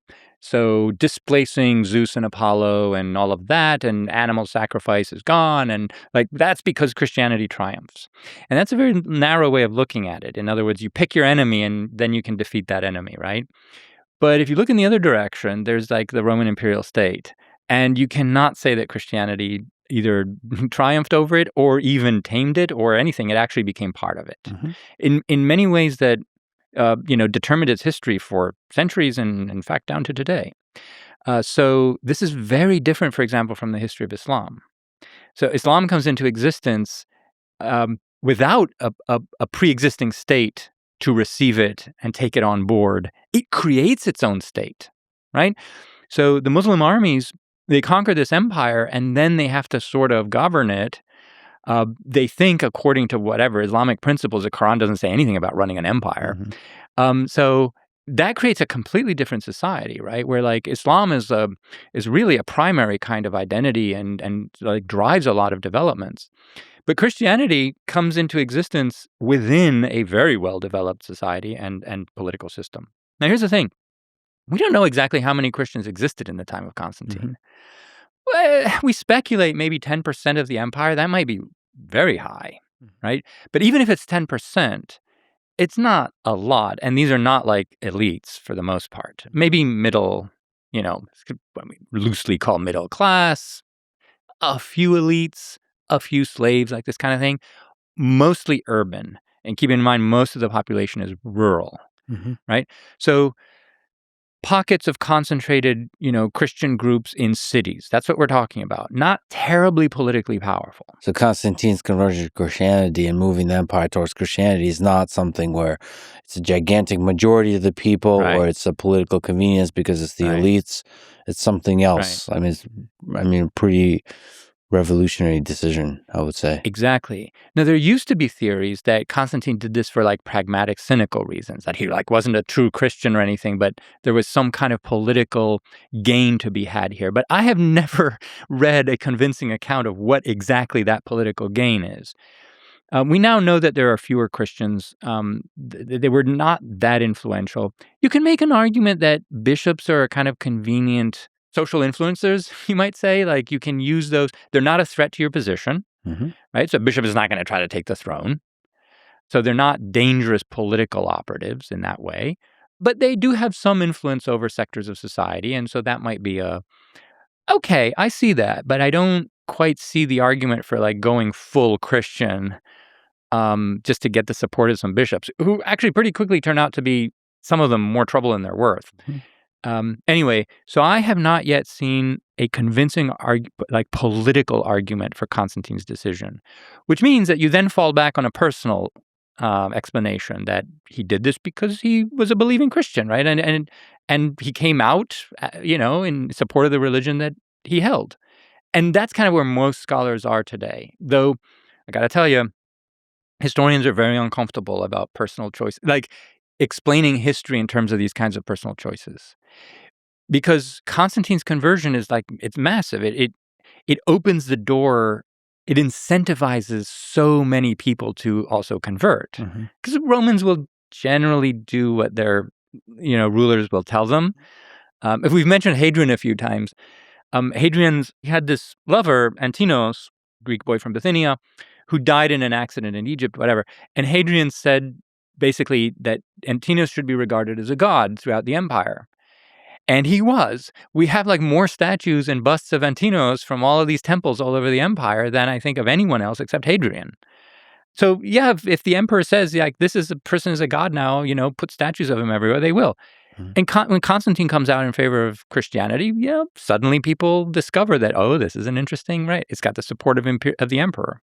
So one of the things here, going to the Perplexity, Constantine's conversion to Christianity is usually dated to 312 AD, linked to a visionary experience before the Battle of the Milvian Bridge. Do you believe that vision, that he had this religious experience before the Battle of the Milvian Bridge? Here it says, but historians debate both its nature and its sincerity. Well, do you believe the sincerity of that experience? Before we even get to the sincerity, is the problem of the sources. This is reported by authors writing later, in the aftermath of a victory, when the emperor, one of them had a dinner conversation with the emperor a few decades later, and he said, well, let me tell you about the Milvian Bridge. And it's like, okay, I'm not going to believe that. I'm not going to take that at face value, rather. It's a much more complicated. This is how the emperor wants things to be remembered. That's different. Also, Constantine tended to have a lot of religious visions. He had had religious visions of Apollo before Christ. And we have sources that talk about that too, that he went to this temple in Gaul and Apollo appeared to him in the form of light. Okay, Constantine has a religious vision every time he kind of wants to shift policies. And his like profile, like when he wanted to break away from his other emperors who used to go for they went for this kind of Jupiter Hercules model, and he shifted to an Apollo model. This is branding. This is emperors doing branding. So we should say that, as you've described, Constantine is a pragmatist. He's very pragmatic. But you're saying it's fair to believe, based on the evidence, that he actually converged towards being a Christian believer. Yeah, it's very possible, in fact, plausible, that he thought the Christian God had helped them in battle. And, for someone like him, that's as good a reason as any to support that God. But he was not like a hardcore Christian all the way through. He was a kind of a spiritual, religious kind of person. He thought about religions more generally and just converged towards Christianity as a good religion. He also had ideas about what a good religion is and what a bad religion is, that kind of stuff. So he's thinking in this space. He's tending not to be too explicit, depending on the audience. So Constantine remains a pragmatist in the sense that he doesn't want to alienate too many of his subjects, right? Fair. And so he's sometimes a bit coy or elusive about what he's getting at. When he's talking to Christians, he will talk about Christ. He will mention Christ. When he's talking to everybody else in like a general law, he'll just refer to good religion. And it's like, maybe you know what I mean, right? But he's not going to come to Jesus, right? Yeah. So even at the time when he's like supporting the church, like basically institutionalizing the church as part of the imperial system, but he's also putting up statues of himself that look like Apollo in Constantinople, right? So the focal point of Constantine's Constantinople is the Forum of Constantine, and in the middle is this very tall column, and it has a colossal statue of Constantine on top, gilded, enormous thing. I don't know, like 8 meters tall or whatever. But it's a repurposed Apollo. It's even visibly so. It's naked. It has the rays coming out of the head, right? And everybody knew it was an Apollo. So that's Constantine in the guise of his old patron god Apollo. But it's still Christian Constantine. So he's sending all of these different messages. I mean, he likes being the godlike figure. I mean, that whole statue is like, I am the god. Yeah, it's assimilating yourself to, yeah. And I mean, a lot of the Romans, is it fair to say, kind of saw the emperor a little bit in that light? Oh, yeah, they called him divine. And yeah. There's not a hard theology there, right? Like if you pressed them on the actual theology, they wouldn't say the emperor is a god. No. This is mushy. This gets very, very mushy. But I mean, a lot of the Christians have a kind of humility before God. Yeah. I think when you have an emperor that's godlike, it gets a little weird. Yes.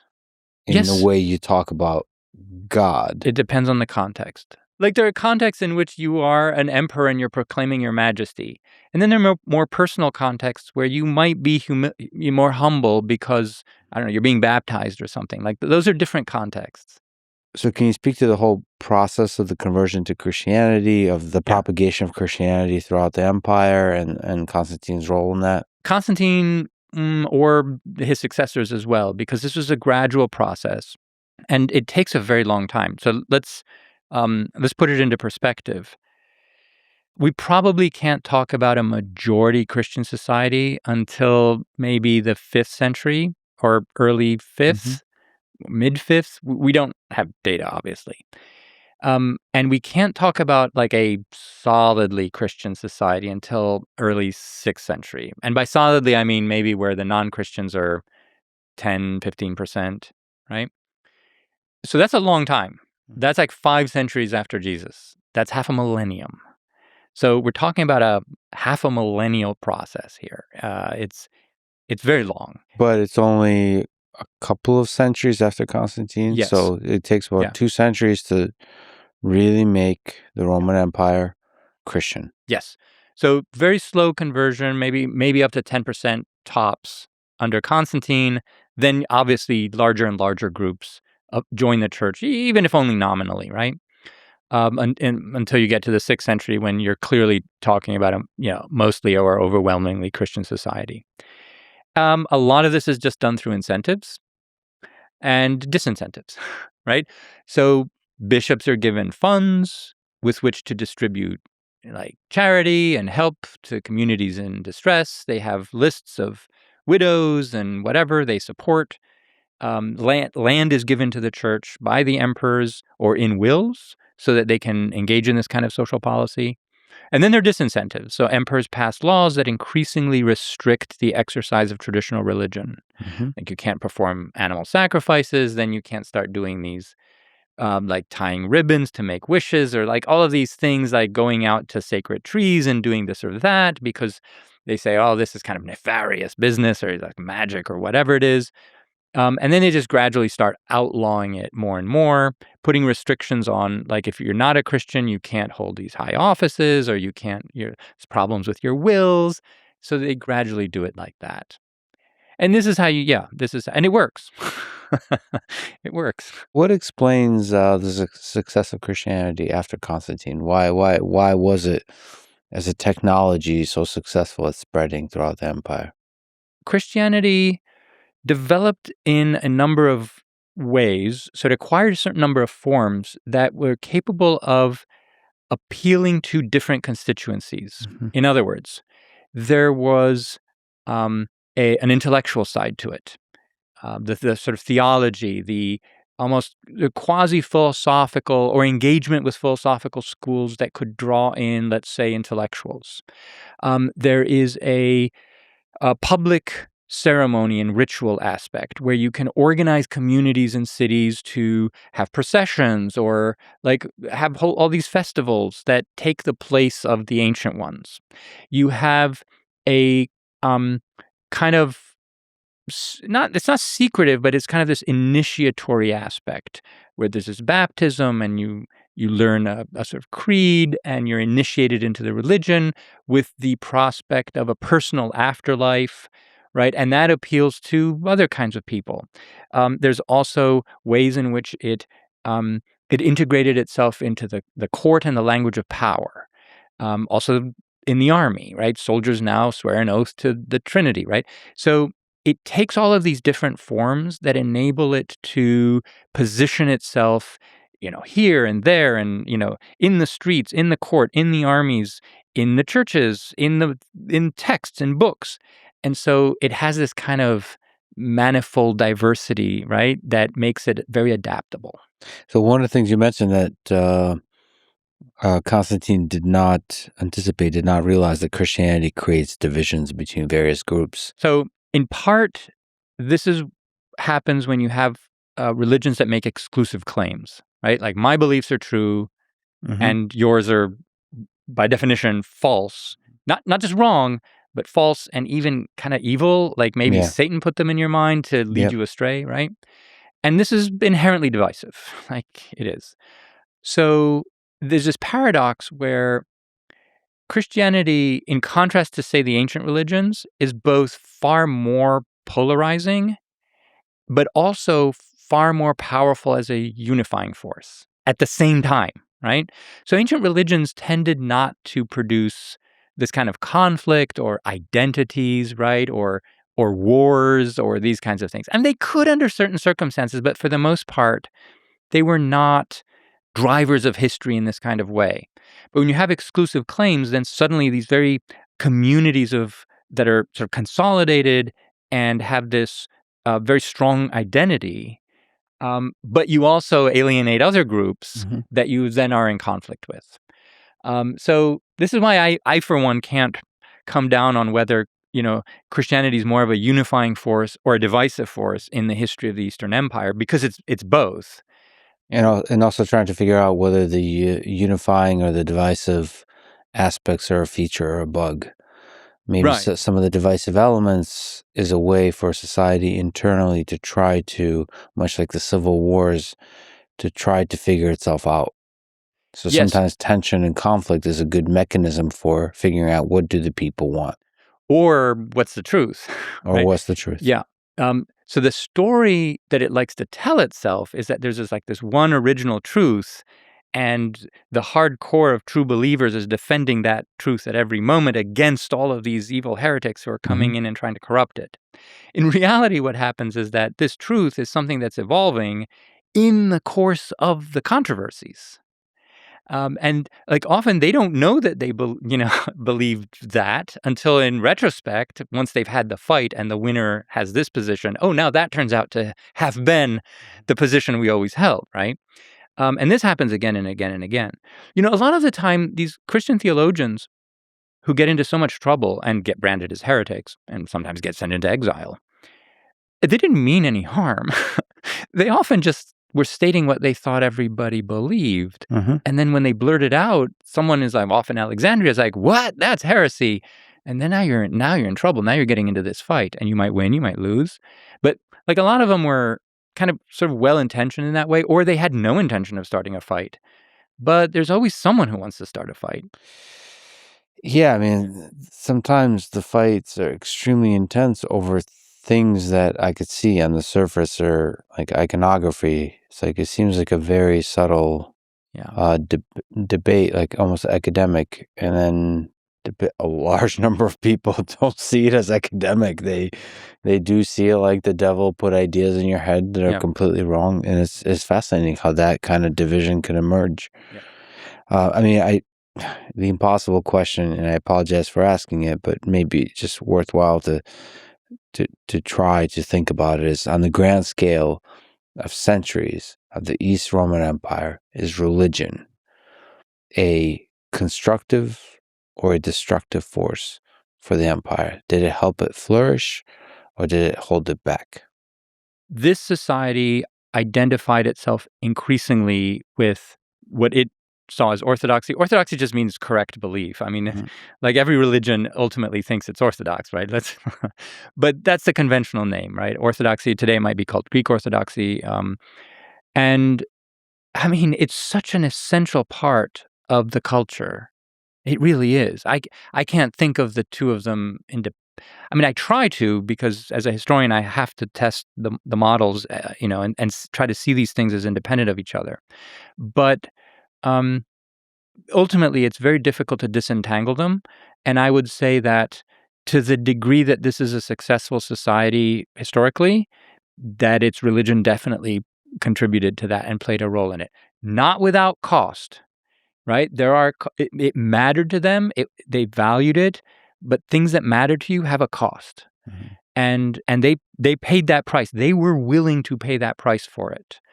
For example, at the very end, they had to choose between Catholicism, Western rule, where they essentially have to compromise on their faith, or rule by Muslims, the Turks, where they would not have to compromise their faith.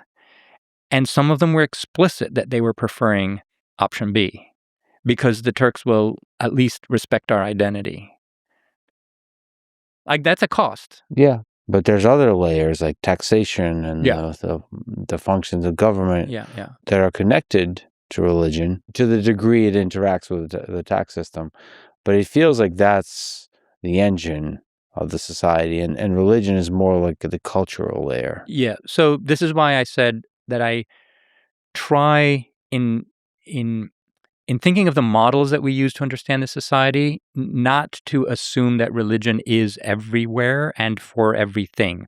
Now, I have colleagues who do that, and I would disagree with them about this, but you're exactly right. There are elements of this society that I like to see as their own thing, like the Roman identity, for example. It's not the same as Orthodoxy, but also the operations of the state. Those are very pragmatic things, and you see them intersect with religion largely in areas of terminology or the vocabulary that they use, or, like at the top, but not at their actual functioning. So in my field, I'm a historian who's tried to promote other aspects of the culture as having the kind of integrity of their own and not to subsume them all within orthodoxy. So, I mean, again, an impossible way of asking the same question. If you asked a Roman, 1 million Romans across 1,000 years, are you a Roman or a Christian? What would be the answer for them? Both. Oh, absolutely. No, you don't get to say both. You're not allowed to do that. Why not? It's What- it's the true answer. Okay. So you're saying they're really tied together. Where they overlap, but if you were to, and this might be a somewhat more subtle conversation than most of them would want to have, but if you were to say, is Roman and Christian the same thing to you? If they thought about it for a little while, they'd quickly be able to say no, because there were, just logically, there were Christians who were not Romans, the Bulgarians or the Rus or, whoever. There were lots of Christians who were not Roman, and they did not regard them as Roman just because they were Christian. Conversely, they knew perfectly well that there had been Romans who were not Christians, and they knew this how? Because in the churches, almost every week, they celebrated martyrs who had been killed by the Roman emperors in the past. And there was like the performance of violence by Roman emperors against Christians was like something they remember, they knew perfectly well. So those two things did not overlap perfectly. And there were some contexts in which you would be more Roman, and there were some contexts in which you would be more Christian. And you find characters who, and I love to do this, I find characters who, as some sources say, we didn't pay too much attention to Christian things. Like, there's just politicians, they were just doing their work. And then you find characters who, like, devote themselves, they go all in on orthodoxy and, like, monasticism, and they just don't care about the Roman stuff at all. And that is, in fact, part of the reason why I like this society, is because it has these kinds of options for people to choose. And there's another one. There's the Greek stuff, too, because their language is Greek, their literature is Greek. And so there are people in the society who go all in on the Greek stuff, right? And I see this society as this kind of laboratory of these three elements coexisting in these fascinating combinations. Usually it's combinations, right? But sometimes you'll find people who are like kind of try to be purists in one way or another. And it's the only society in history in which you can do this, because it's the only society that's Roman and Christian and Greek, but in different ways, right? And unfortunately, I think it's tempting, but it's probably impossible to say, if we remove the taxation system, would Roman Empire be more or less successful? If we removed religion, would it be more or less successful? Right. If we removed Greek and kept it Latin all the way through, would it be more or less successful? It's probably impossible to do this kind of analysis because they're all so deeply integrated. And fundamentally, it also wouldn't be what it was. It would be something different. But there is a big temptation, and this is at the core of your work, and to understand, why did the East Roman Empire last as long as it did? And why did the broader Roman Empire last as long as it did? Yeah. Because it is one of, if not the most successful empires in terms of duration and stability in a very tense part of the world. That's actually like my next project. I'm starting to write a book trying to explain, just kind of from a analytical standpoint, why. How did it last so long? Yeah. A lot of your work kind of hints at it here and there, but you're trying to do more systematic. So, and we'll keep hinting at it. Yes. But to put a bow tie in Constantinople, it went from a very low population of maybe 25,000 people to 500,000 people in just 2 centuries. So can you explain how that happened? Well, it didn't happen through just demographic growth and reproduction in the city itself. That rate of growth is impossible for an ancient city. So when I say 20, 25,000, that's possibly what the ancient city of Byzantium had when Constantine decided to found Constantinople. And it grew to a city of 500,000 in 2 centuries. That can only have been done in one way, and that is emigration from the provinces. So people must have been moving there in large numbers, which is a movement that we can't see very clearly in the sources, but we have to infer it and then try to explain it. So also there's another factor, which is that ancient cities we now know or suspect are what some historians call death traps. In other words, the density of disease is such that ancient cities probably are losing something like 1 to possibly 3% of their population per year. So just in order to stay with a stable population, they have to import people, right? Now, they're not like 17th century London. They're not that bad. Does diseases and plagues seem to be prevalent? Oh, yeah. Now, Roman cities have some corrections for these sorts of things, like the way they distribute the water through the city. Anyway, they weren't as bad as they could have been, but there's that. So not only to keep the population steady, but to expand it so dramatically means that a lot of people are coming in from the provinces, mostly the Greek-speaking provinces. So, Greece, Asia Minor, and some of the major cities in the east that are Greek-speaking. And I started wondering, well, how did this happen? Who are these people, for one thing? And then I did some simple calculations. So I mentioned earlier that we have something like 2,500 senators who are required initially to reside in Constantinople. Well, senators don't live in bachelor pads. Senators have manors. They have household staff, right? In Rome at the time, there's a calculation that a senatorial household was something like 100 people, right? Just servants, slaves, dancing girls, cooks, barbers, whatever, right? So let's assume sort of conservatively that in Constantinople, it's only 30 people, which it might be low, right? So if you do the math, you're starting to get something like, closer to 100,000 people, right? And that's just by bringing in senators, right? They come with people. So I think this was the nucleus of the population. Now, then Constantine also makes provision for possibly up to like 200,000 people to receive the grain dole, the bread. So that would have incentivized even more people to travel there because there So you get free bread. Yes. And you can't live on that alone, but it's something. Incentive. Yeah. Is it true that he diverted resources from Rome to Constantinople? Absolutely. Oh, yeah. That grain, that's coming from Egypt. So New Rome is literally stealing food from the mouth of Old Rome. Yeah. Now, Old Rome doesn't starve because they divert other, like from North Africa and Sicily, you can feed Rome. Right? But it sends a strong signal to the people living in Old Rome that long term we should probably move. Some people do move. So we know of some senators who move from Rome. It sends a signal about the priorities of the state, like they're investing much more in the East, and that the East would be regarded as a equal, parallel Roman, world. Yeah. As we talk about diverting resources, slowly the West declines and collapses in 476 AD. So the Visigoths sack Rome in 410 AD. And in 476 AD, the last Western emperor is deposed, marking the end of the Western Roman Empire. High-level question, what is the reason for that decline and the collapse of the Western Roman Empire?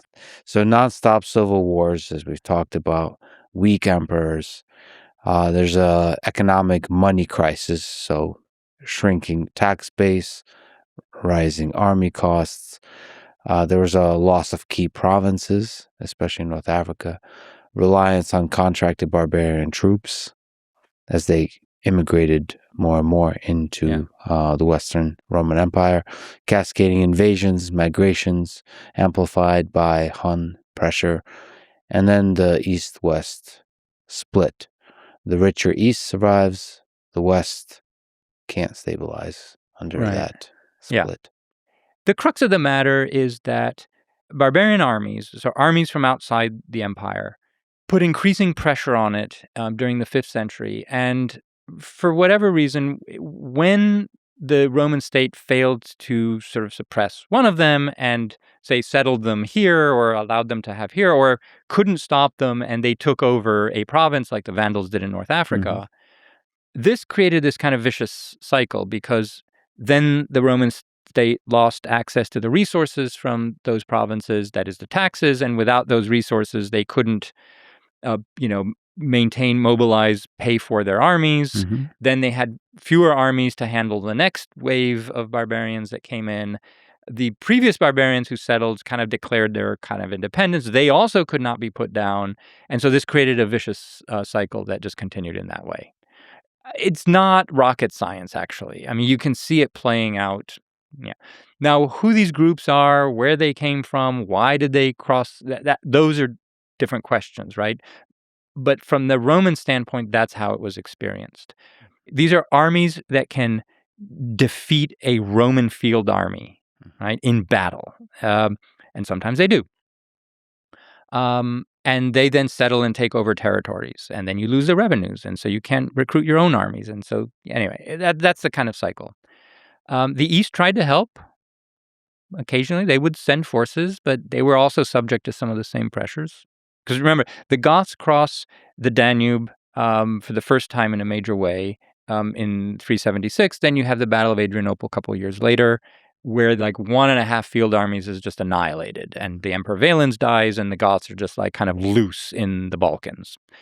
And there was then a long war with them, 4 years. It results in a kind of truce where neither side wins, and the Romans for the first time accept the presence of this quasi-independent Gothic army in the territory of the empire. This is unprecedented, as I said, and it creates a lot of tensions and dysfunctions. Okay, so why does the East survive and the West does not, right? And so there are lots of reasons that we can give here, but one of them is a geography that we were talking about earlier.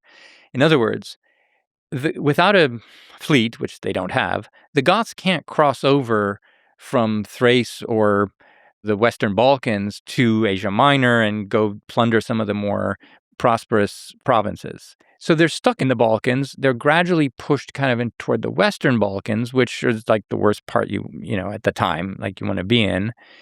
And eventually they just decide, well, you know, it's kind of nicer in Naples. And so they go to Italy, right? Just because there's just a lot more resources there for them. And that's one way that the East just kind of manages to, it doesn't do this deliberately, but the geography kind of pushes these invaders to the West. So that's one. So geography is some of it's sort of the luck of geography and both of the invaders and the geography of the empire. Yeah. But, you know, the East had a lot of invaders since. Yes.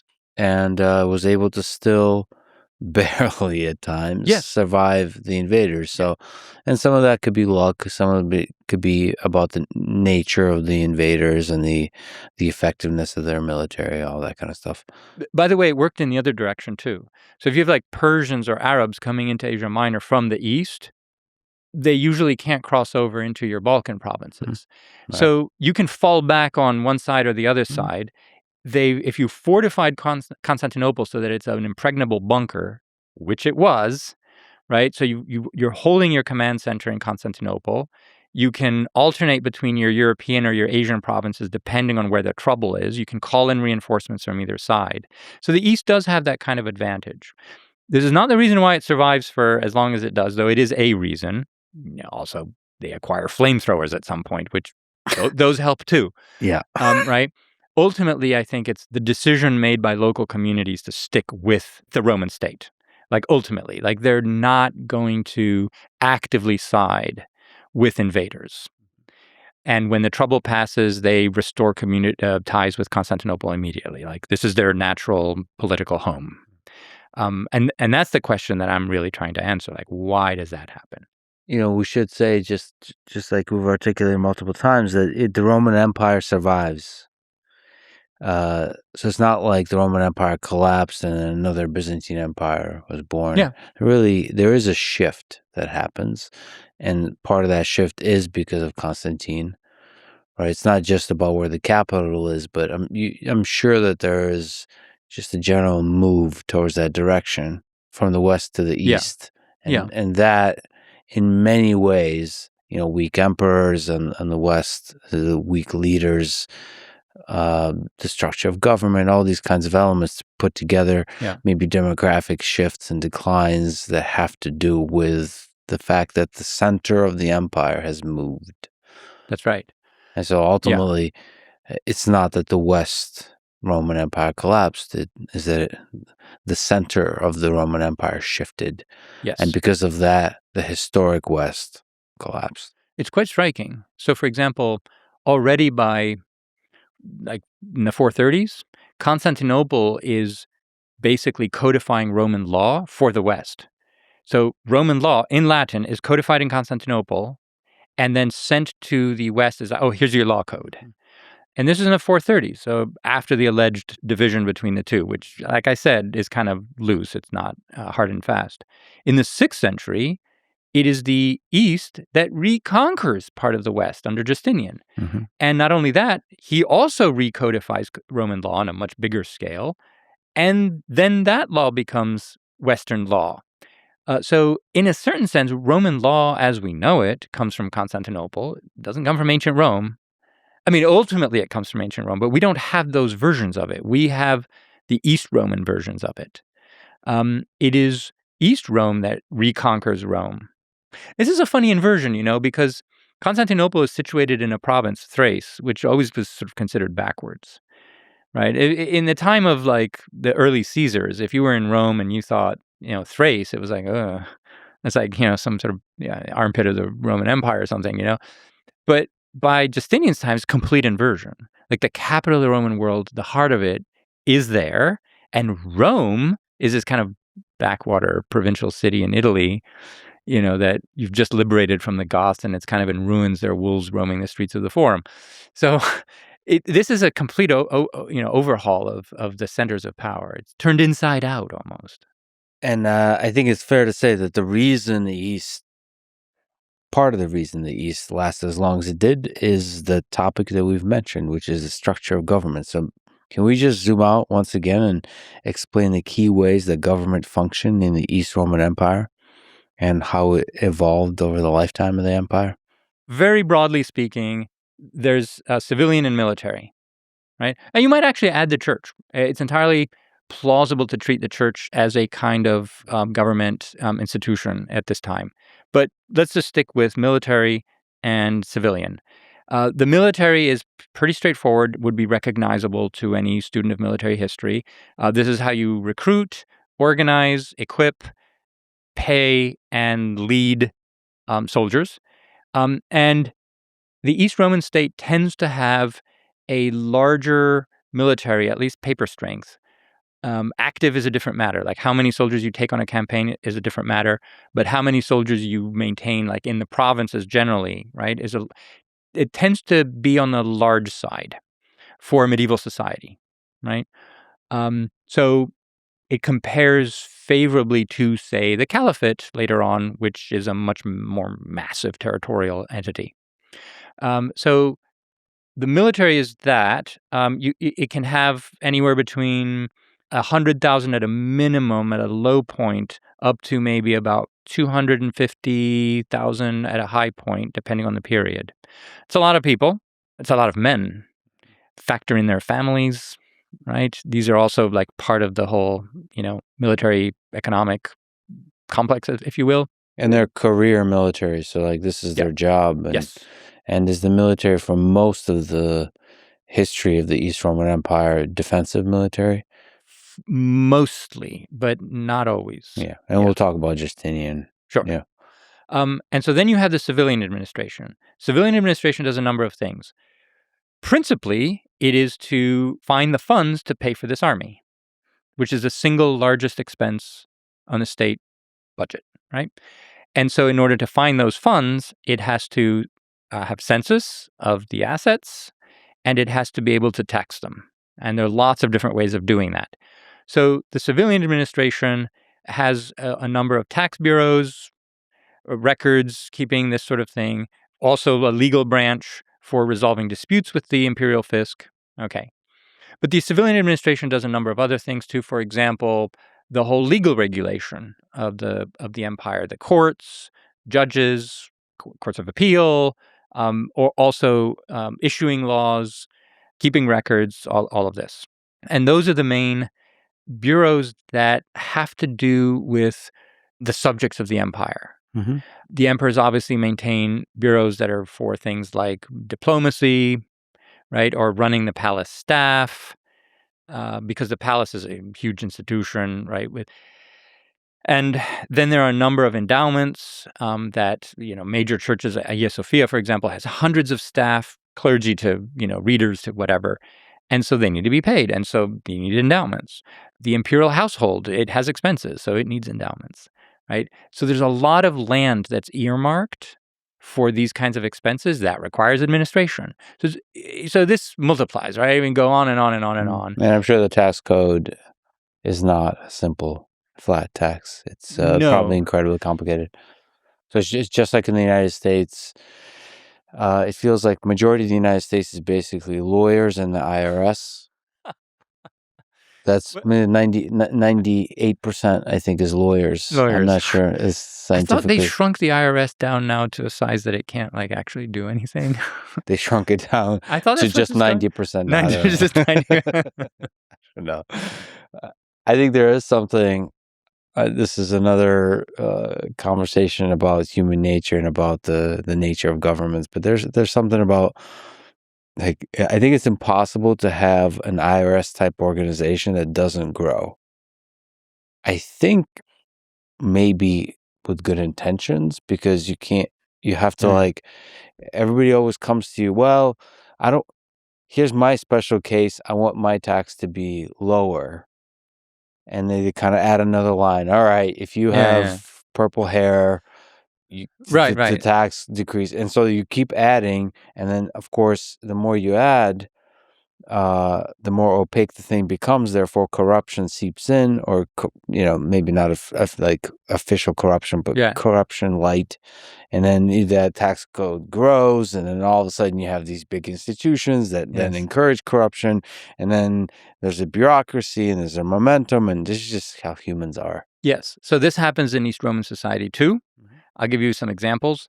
So there's not a tax code as such, but the way it operates is through basically exemptions.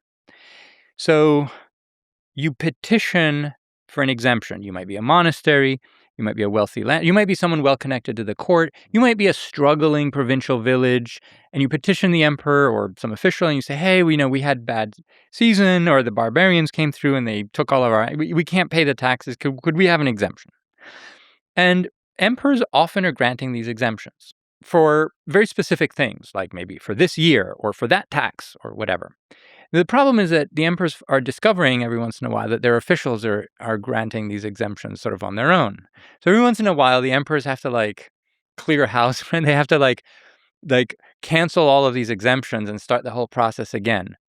But later on, once we start to have documentation, like maybe in the 11th century, we see that every little, well, not every, but we have all these monasteries, these little villages, these high officials, and they all have these documents that give them exemption from this or that or the other thing. And it gets so complicated, and that's how it works.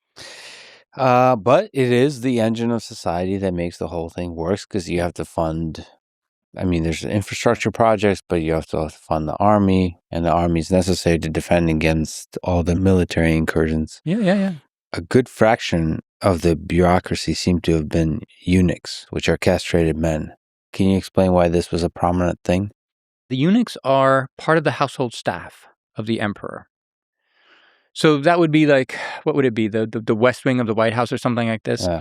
So they are the people who handle the imperial person, the bedchamber, the organization of palace life, things like banquets, these kinds of things, the wardrobe. And why are they important? So for starters, if you're physically with the emperor all day, right? You're handling the meetings, right? People can come to you and say, hey, I need you to put in a good word for whatever, right? So they can get things done. So you bribe them, they get things done. So they're very useful in this way. They're also kind of hated for that reason, right? But they're also kind of there to be hated. In other words, they soak up a lot of the frustration that people sometimes feel when they're not getting, what they want from the court. Okay, that's one thing. Here's the other thing that's more interesting. How do you as an emperor make sure that your bureaucracy doesn't displace you? If the bureaucracy is handling all the matters of running the empire, what do we need you for, right? The bureaucracy can develop rules of its own for solving all the problems, for dealing with petitions and exemptions and whatever. They can do it. So where's your power exactly? So what the emperors did not want is to be displaced or overshadowed by these kinds of more impersonal institutions. And so they would often set up like parallel tracks of power. So this could be a bit confusing. So eunuchs were perfect for this reason because often their origin was from outside the empire or they were former slaves. They weren't connected to like networks of powerful families. Mhm. So you knew that they would generally be loyal to you because they depended entirely on you, the emperor, for their position and their power. And what you would sometimes do is you'd say, okay, I'm putting you in charge of like this army, literally, like putting you in charge of an army, just so that you can counterbalance the kind of networks of established generals, and you'll have like, no, a eunuch from my wardrobe. I'm putting him in charge. And so this kind of shook things up a little bit so that people who were part of a system or a network could never fully count that could get them all the power that they wanted. Now they have to answer to this eunuch from the wardrobe who's like outside of their system. And sometimes these eunuchs were extremely competent, like Narcisse, Justinian's general, who defeated the Goths in Italy in this massive battle. Like this guy was a total hard ass. And he was this little old man. He was very old. He was tiny and he was a eunuch. And the Goths laughed at him, but he had the last laugh, right? Is there some component to them being eunuchs so they can't propagate the bloodline? Yeah, they can't have their own family, so they can't be like looking out for their own offspring. They're kind of isolated individuals who depend entirely on your favor. Is it known whether the castration is almost always by force? There are eunuchs in society generally. They're often bishops. They're appointed Patriarch of Constantinople sometimes. They're in all kinds of positions. Many of them are children who are enslaved and castrated against their will. Sometimes, however, they are castrated very much according to the will of their families. Mm-hmm. In some parts of, like in Caucasia, there were some regions that were famous for producing eunuchs. Also in Persia and so forth. But also, we are pretty sure that this happened within the empire because there were some families that like really wanted to place a eunuch at the court. Right. So from Paphlagonia, there were a number of, this is in northern Asia Minor. And so they would, it was almost like a family strategy. I mean, it's fascinating. It's fascinating that they had so much representation in the inner circles of the emperor, and therefore had real influence. Oh, yeah. But this was the case always, even in Rome, like in the Julio-Claudians under, the first Caesars, there are all these powerful eunuchs. And the senatorial class always hates them. I mean, it's the same dynamic. One of the interesting things you said, as an aside in one of the many podcasts I listened with you, is you said that there were no isolated people. People that are disconnected from the empire. Maybe who, for example, don't know about the taxes or just don't feel integrated into the system. I mean, that's really interesting to me that there's so much connectivity, there's so much cohesion as an entire peoples. These people do not exist, these isolated peasants. This is a myth that one day I'm going to write a chapter about this because it's this idea that you occasionally encounter, well, actually quite often in the scholarship, that there are these sort of rural communities out there somewhere that don't know what's going on in Constantinople. They might not even know who the emperor is. They're cut off. Maybe a tax official will show up every once in a while, maybe not. And they just live their lives on their own, unaffected by the, say, state, because the medieval state, we suspect, is, always powerless and can't, affect people's lives. There's no proof for these communities at all. At most, you might try to find some like actual hermits, like actual Christian ascetic hermits who try to go out and find this situation. And sometimes they're described in the text as like, oh, so-and-so went so far out into the mountains that like not even the tax census people showed up there, which tells you how they think about what it means to be isolated, right? So this is a state in which every arable, piece of arable land has been censused for centuries. It's not like you can hide a village, right? And the taxation process is not like they visit once a year, give us some coin, and we'll leave. It's actually more like 3 times a year, and the taxes is not just coin. And maybe a payment in kind or something, but it's a whole bunch of things like services and recruits and all. You're right. And once you start adding all of these things up, it creates a very dense institutional matrix in which all communities are enmeshed. They can't get out of it. Also, they have a church, don't they?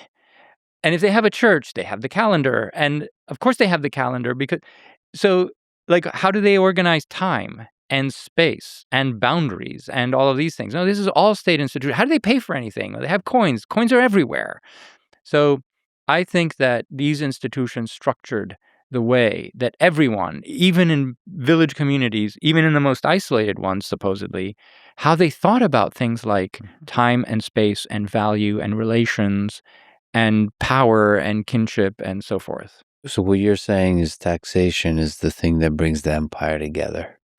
It is, principally, yes. I mean, it's true, right? This is how you know. Yeah. But on top of that is layered things like the economy, coins, right? But also there's a church. Yeah, and the church is important, just like you said. Yeah. Yeah. And there's churches throughout the empire. Yes, and they have sermons and they pray for the emperor after this service. No, there are no isolated communities. So one of the things I briefly mentioned, just it would be nice to elaborate on, is this term of monarchic republic. So we've been throwing around words like kingdom and republic and empire and monarchy. So what's a good applicable term to what this thing is, the East Roman Empire? That's an excellent question, and I'm glad you flagged that, because we call it conventionally Byzantine Empire, and it's neither of those things really. We've talked about Byzantine. Yeah. Now, empire is a bit of a problem because, first of all, there's no term in Greek, in the Greek that they use at this period, that corresponds to our notion of empire. It's not part of the official terms. It's not even, they didn't even have a term for it. There's some terms that might mean something like state, archi maybe, or kratos. But for the most part, it's either vasilia, which we might translate as monarchy, or politia, which is polity. And politia in Greek, polity, is a Greek translation of Latin res publica. Res publica doesn't mean republic the way we mean it for the Romans, like a non-monarchical regime, right? That's how we mean like the American Republic, or, that's a usage that came in later, like during the Enlightenment. In Latin, a res publica is the common affairs, the common interest of a people who are constituted as a political community, regardless of the type of regime that they have. Like even Cicero could imagine the Roman res publica governed by a king or by a senate or by a democracy. And they continue to use that term. We don't use it according to Roman norms. We use it according to modern norms, the term republic. So they continue to call it a res publica or a polity under the emperors as well, right? And it was understood that the role of the emperor, whether he's Caesar or Vasilevs or in whatever language, was to serve the polity. They keep saying this. So the terms that occur in the sources most commonly are Vasilia of the Romans, polity of the Romans, or Romania, which is the proper name of this state, not empire. Now, empire. Empire in modern English, commonly, an empire is a state that's created when one group conquers a bunch of others and rules them. It could be an ethnic group, it could be an ethno-religious group, it could be a political group, whatever, but there's an act of conquest and results in a state where one group is ruling over others. That's not how Romania is actually constituted. We've talked about this. It's, for the most part, all Roman citizens ruling themselves, like Roman subjects ruling themselves through their own government. So it's not an empire, strictly speaking. Now, occasionally, they will conquer other people. Like we talked about the warfare. Sometimes it's not just defensive. Sometimes it's offensive, right? In that case, you do establish an imperial relationship. Like we, the Romans, are ruling over this other group. Could be Slavs, it could be Bulgarians for a while. It could be whatever. or even some Muslims in northern Syria for a while in the 11th century, and you are not Romans. And that's an imperial relationship. The question is, how many of these imperial relationships do you need to decide that, well, we've reached a tipping point and now we're just going to call the whole thing an empire? Personally, I don't think we ever reach that point. I mean, all states, even today, have like minorities. Some of them are part of that state because they were conquered once upon a time. But we don't call those states empires necessarily. Even though, like, look at the United Kingdom. Well, Wales was conquered. And, the Welsh have their own identity, their own language. I don't know that you would call that now an imperial relationship. Maybe. I don't know. I think there's also a synonymous use of the word empire that refers to the power that the state has in the global context geopolitically. So sometimes empire is used synonymously with superpower, meaning it's one of the primary nations in the world, and it doesn't necessarily have to do with the imperial nature of its history. That's true. Hence the sort of American empire, U.S. empire. Yes, though you would never characterize the American political regime as an imperial one, insofar as it does not have an emperor, for example. But anyway, yes. The problem is that in my field, we use the term empire conventionally, even when what you just described is clearly not happening, like even toward the end. It's not a major world power. It has a few islands in the Peloponnese, but we call it empire and the emperor, and it's completely ridiculous. There's not even a term in their language for that sort of thing. Anyway, we can call things whatever we want, just so we understand what the reality is and what we are using those terms to mean. I think that's the important thing. Yeah. So then let's look at words which are both fascinating. Monarchic republic. Right. Why is that a good term for the East Roman Empire? Because they understood it very much to be a polity in the Roman sense of a respublica that was governed by a regime that was monarchical. So those two elements, there's a emperor dude at the top, and it's functioned politically like a republic. Also, the emperor was expected to be working for the republic. Like, they keep saying this. So, this was their conception.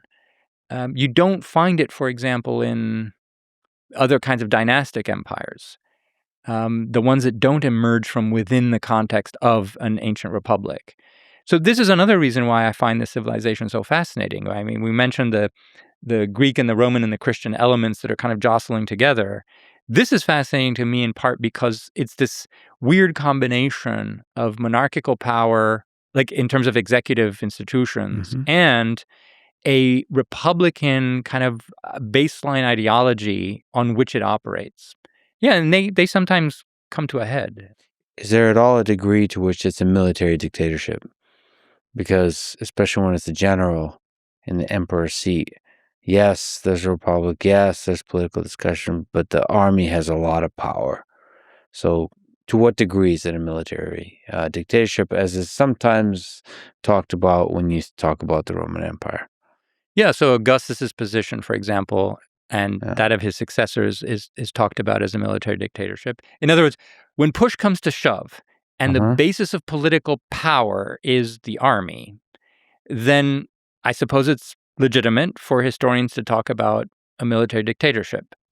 But here's why I don't think the Eastern Roman Empire is a military dictatorship, even though, again, the emperors control the armies, and the armies themselves will often have a say in who becomes emperor, like through the civil wars that we mentioned. Okay. The reason why I don't think it's a military dictatorship is because they almost never, very, very, very rarely use the army as an instrument of social control. Isn't that strange to you? Because you see that being done through so much of human history. Yeah. And the fact they don't resort to that. For 1,000 years, that's just not a thing. As a way of keeping down the population, you just don't see it. And part of the reason for that is I don't think the population needs to be kept down. Like, this gets back to the consensus that we were talking about. The understanding is that the army is there to protect the Roman people and is often recruited among them. And for most of the period that I study lives among them. So when the emperors have to call up the army, they're literally calling up soldiers from local villages. It's just incredible that this worked. I guess the Civil War thing is, as a mechanism, is effective. Because you just, throughout human history, I mean, you look at even recent history, it's just a very common thing for an authoritarian figure to use the army to suppress people. Yeah, but isn't that dangerous, though? Look at how many modern regimes tried to use their own armies against their people who were in a moment of rising up. Well, it's a risk, like the Arab Spring, especially in Egypt. And you could tell for those 3 weeks that Mubarak was trying to decide whether he could actually count on the army to suppress the protesters or not. Because you never know what they're going to do if you ask them to fire on a civilian population. It can backfire on you badly. So I think that is a very dangerous force to use, and even in the context of modern regimes, can result in a regime change. No, absolutely. And there's huge wisdom behind that. But, leaders are not always wise, often not wise. And often maybe they start out wise, but power corrupts them over time. And so the fact that this does not happen just over and over and over and over in the East Roman Empire is there's just signal there that's fascinating. And I mean, this goes to the book that you want to be working on about why the thing lasts. Yeah. So there's one emperor who does do that. And that's Justinian. Yeah, he gets wild. Yeah. So let's talk about Justinian. We have to talk about Justinian. Yes. One of the most impactful Roman emperors in history, started as a peasant and rose in power to become emperor. He fought wars of conquest and was very consequential and impactful. Yes. So who was he? All right. So Justinian was the emperor from 527 to 565. So quite a long reign. He was the nephew of the previous emperor, Justin I, who was an older man, ruled for just under a decade before Justinian. And both of them came from small, poor agricultural communities in the Western Balkans. We should say that Justin I ended up in your worst 10 emperors list. Yeah, for one decision. He's not the worst of the worst, but he made a very, very bad call when it came to church policy, tore the church apart. You shouldn't have done that, in my view. But by the way, Justinian is an immensely complicated figure. I found it impossible to decide, first of all, whether to put him on the best emperors or the worst emperors. Yeah, you're being spicy. Yeah. You have to be provocative about these things. Yes. And I thought omitting those two would be that, and it was. So, and here we are talking about it. Yeah, exactly. The controversy. Yes. Yep. And through all the systems of social mobility that we've been talking about, Justin ended up emperor. Because of his military background, he just rose through the ranks. He was in the right place at the right time, became emperor. And then he gradually positioned his nephew, Justinian, whose background we do not know. Literally, we do not know anything that Justinian did before the age of something like 38 when he appears on the historical record. Same background. We know where he came from, but we don't know what he was doing. Although, was he an active soldier for decades? We don't know. Probably not. He comes equipped with a knowledge of something like Roman law and some Christian theology. That seems to be what he knew. And then Justin positions him to become his successor eventually, kind of reluctantly, but he does. Justinian also marries Theodora, who's a woman who's a former sex worker, which is a controversial choice. By this point, he's a senator and is holding all of these top generalships. And then he becomes emperor. She was also very influential, yes? Very powerful, yes. Very powerful. During his reign. So the interesting thing about Justinian's choice of, let's say, associates, and that includes his wife, is that he seems to have just gone for people he thought were talented or that would be good for him as a ruler, rather than their social class or prestige.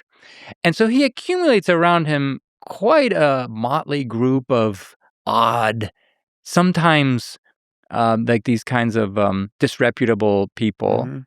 But they did what he wanted them to, and they with lasting consequences for world history. So he has an eye for talent, and he doesn't hesitate to pick people that others might look down on if he thought they could get the job done. And these are some of the attributes that enable him to be as successful as he was. So that's his background. He's a Latin speaker primarily, but he knows Greek too. So here he is, but he had, so like I mentioned, the wars of conquest. He also overhauled the Roman law.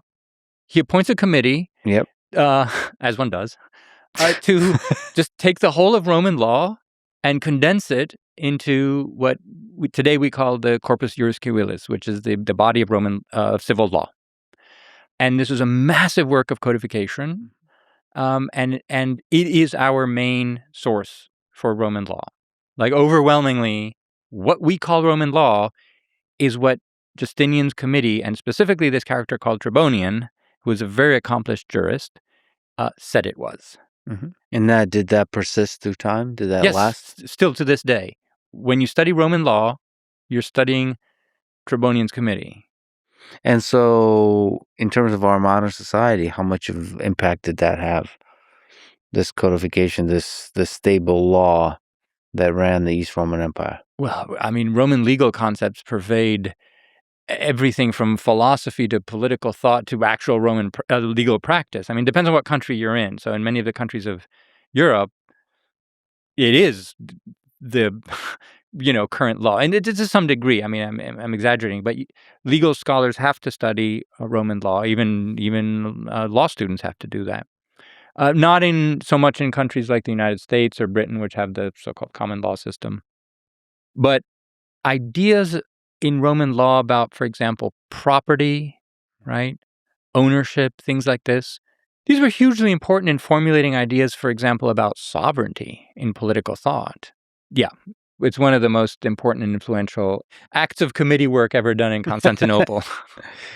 So going to Perplexity here and looking at some aspects of the Justinian's laws, they include a systematic structure of private law, persons, things, actions, strong protection of property and contracts, detailed family and inheritance rules, and a hierarchical status-based view of persons. These elements became the template for later civil law systems. And some overall structures, tripartite schema, law organized around personae, legal subjects, things, and procedural actions. Essentially, who, what, and how of private law. And it goes on. I mean, a lot of things I'm reading here really sounds like what we think of as law. Yeah. Marriage. Look, most of it's about property. Yeah. Marriage is a legal status.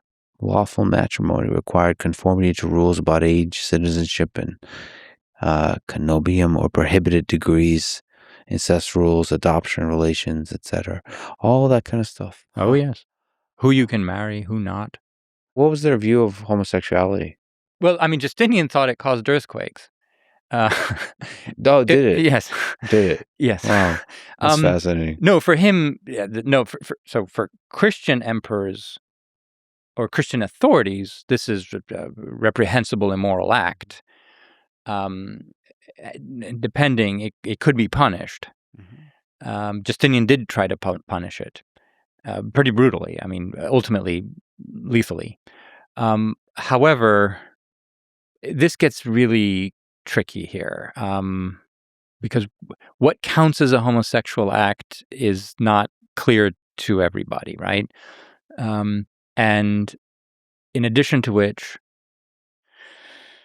this is a society that generally will not go after, let's say, scandals or deviance or however you want to call it, like systematically. This is not like there's no inquisition. There's no social police. If there's some sort of scandal and this comes out, then it's a problem. But they're not actively going to track down, hunt down, monitor, survey, interrogate people about their sex lives. I mean, it is in a way, despite having views that we may not agree with, about sexuality. It was generally humane in the way of just kind of leaving people alone. I mean, that said, there's some, I'm just on Perplexity, looked up Justinian Roman law view of sexuality. They're pretty harsh on like adultery and just getting freaky with it. No, Justinian was more zealous in this matter, definitely. Even though he married a sex worker. Well, sex work wasn't illegal. Right, but it's a bit spicy. Yes, and in fact, it was illegal for a senator to marry someone from such a disreputable profession, and he got his uncle to pass a law changing that rule so that he could. Well, yeah, love knows no bounds. Actually, Justinian kind of says that in one of his laws. Oh, well. No, he clearly loved her. There's no question. Actual love. I mean, you'll have to like this guy. Start as a peasant, surround himself by all kinds of weirdos just because they were good at what they did, and it doesn't really matter class or not. Yes, but there's a lot to be said against him too. I like so much. Let's get into it. So he did launch wars of conquest. What was his view of war and conquest, and what maybe what are the things we should mention in terms of expansionary wars? He thought he was authorized by God to reconquer the lost provinces of the Western Roman Empire. And when he did so, that was proof that God favored him. And he was generally opportunistic about it, and for the most part kind of successful, in that he intervened in the most critical moments of the histories of these barbarian, kingdoms in the West, and exploited their weaknesses and took them over. Now, in the process, many of these provinces were ravaged by war, Italy for decades. He overstretched his resources, leaving his successors with a much more dangerous situation to defend. And he disbanded certain armies that were meant to protect Constantinople, sent them to Italy, for example. This weakened the home front. So he left a very difficult legacy for his successors in that way. Plus, some of the provinces that he conquered were so, like Italy, I don't think it could even pay for itself after a certain point. So I'm not sure that some of those decisions were the best ones. North Africa, yeah, probably that paid off. Italy and southern Spain, not so sure. So that's one of the big criticisms is even though there was conquest, it was overextended. And those lands were not economically stable. Yeah, and broke. Yeah, AKA conquest is not just good, in itself. I mean, I know that some rulers in history are called the Great simply because they conquered something, but that's not enough. I mean, I know that rulers do this, but if we're to compare them to each other, we should at least expect that they have a plan or that it works out well in the end, let's say. And I don't think that many of these did. I should say that as far as historians go, I think you don't give too many points on the conquest front. Personally, I don't. No. Yeah, so your value comes from, is a leader implementing lasting change, like a stable... Was he good for his subjects? Yeah. Were they living better because of him than otherwise? And also like longer, like the long-term nature of it, not just not just like a temporary thing. Right. Are you strengthening institutions that benefit your subjects? That. And some he did, some not. So look, in order to send those armies west to make those conquests, he stripped the east of armies. So the Persians could just march in and like destroyed Antioch. Like that's a major strategic failure. And I don't think you get a pass for conquering North Africa by surrendering Syria. He did rebuild Constantinople and reconstructed the Hagia Sophia. Yes, after he and his soldiers set fire to it. Yes, in the Nika insurrection. So this is when the people of the capital rise up against him, and there's like about 10 days of street fighting, and he brings in some armies, and eventually he orders his armies to slaughter the protesters, leaving more than 30,000 dead. Like this is an enormous number.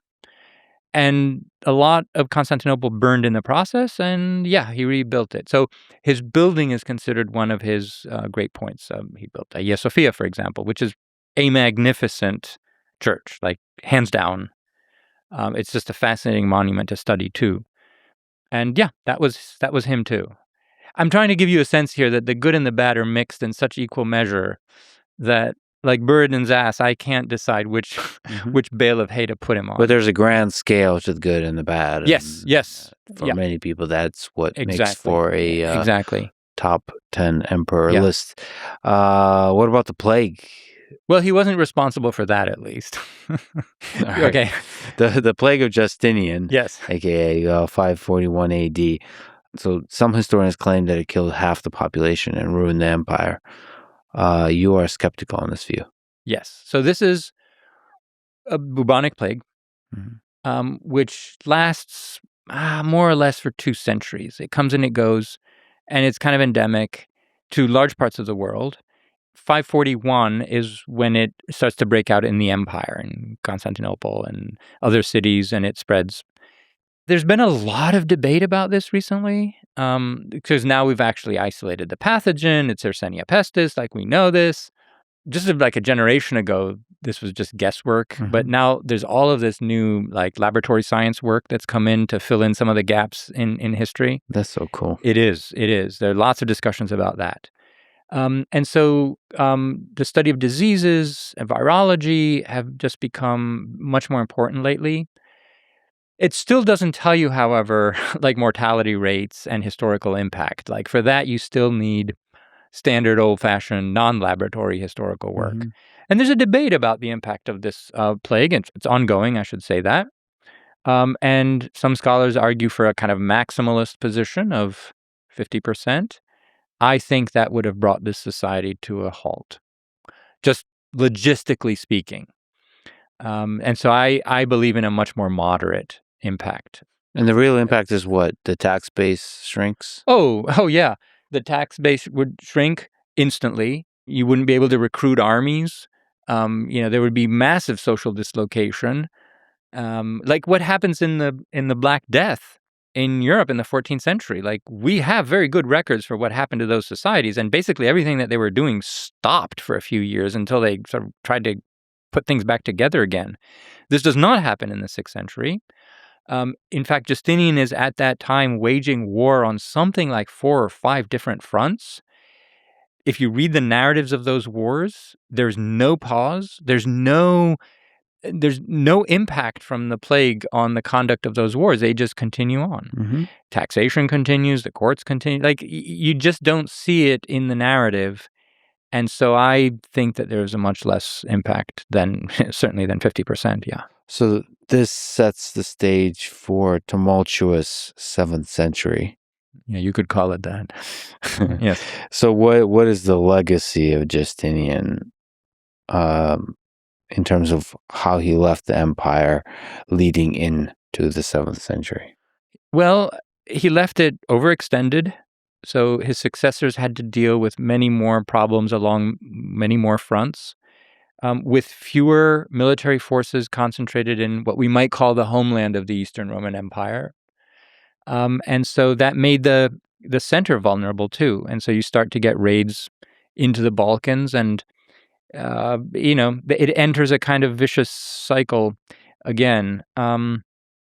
Now, not all of this was Justinian's fault. I mean, the plague definitely had some impact, but I wouldn't blame everything on his successors, as is sometimes done. Like they mishandled the situation. He left them a very difficult situation to deal with. So speaking of which, let's talk about Heraclius. He didn't make your list either, which is a shocker for a lot of people. Perhaps you can describe the nuance of that, but he took over the Roman Empire on the verge of extinction. Persians at the gates, treasury empty. So maybe first tell the full saga of the Roman-Persian War that threatened the empire's existence. Sure. Well, he wasn't entirely, free of blame for the situation that he inherited. He was in part responsible for it. So he doesn't get a pass on that. So Heraclius is basically a rebel and a usurper. For various reasons, Rome and Persia are at war. starting around 602.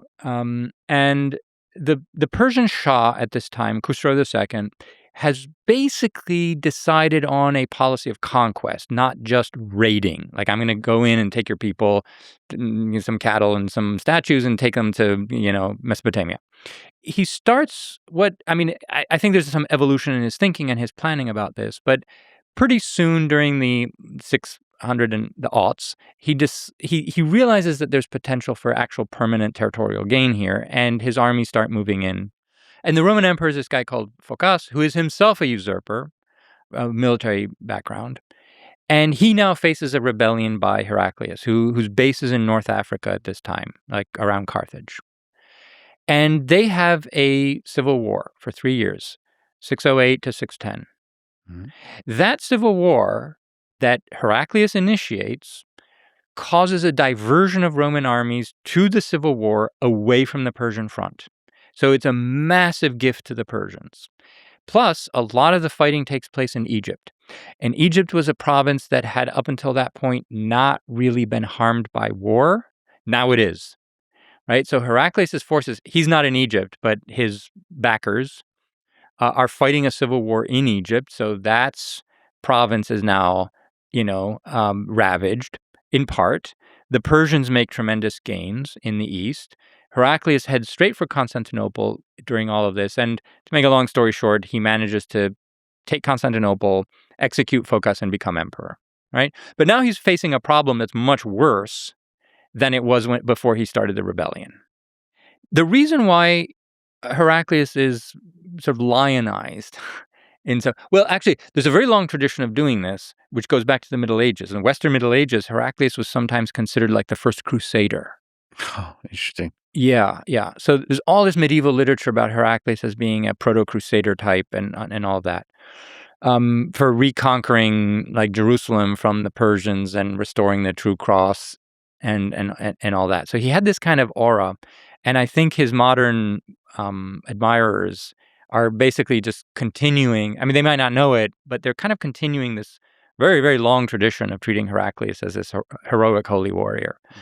Anyway, from my standpoint, it's a complete wash. In other words, yes, he does beat the Persians, and he gets, like, in my view, full credit for that, though he did it with, I think, the help of some Turkish allies from Central Asia. These were, I think, the major component of his success at the very end. But no. So he held the Persians off and ultimately defeated them, yes. And then he loses everything to the Arabs. So the Arab conquests are 630s and 640s, but the Persian War is 602 to 628. Yes. So what can be said about this, what seems to be a pretty costly war against Persians? So the war was costly initially only for the Romans. The eastern provinces were conquered by Persia. That means Syria, Palestine, Egypt. So that's a loss. Mm-hmm. You lose all that revenue. And then they start raiding into Asia Minor. Yes. By the way, this is exactly what the Arabs would do, just a couple decades later. They would conquer Syria, Palestine, Egypt, and they would start raiding into Asia Minor.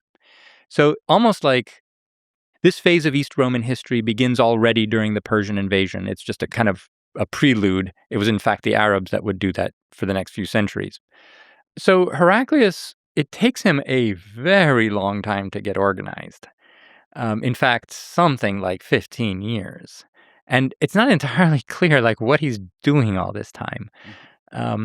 But he ultimately manages to defeat the Persians by waging these really spectacular, weird campaigns in the east. He decides to strike into the Persian heartland, as it were. Well, first in the Caucasus region, and then he goes into Mesopotamia. So not to try to defeat their armies that are rampaging around Asia Minor or even besieging his capital in 626. The Persians and the Avars, this people from this nomadic warrior group that's settled in roughly modern Hungary. They're besieging Constantinople. Heraclius doesn't even go. And he's just kind of preparing his armies in the east. And he strikes the Persians right where it hurts. And this now begins to degrade the Persian heartland and their infrastructure, Because remember, both of these empires are going to be in shambles by the time the Arabs come along. And this is what enables the Arabs to conquer them so quickly. I mean, they've destroyed each other in these wars. And eventually Heraclius calls in his Turkish allies and they go on a field trip through Mesopotamia.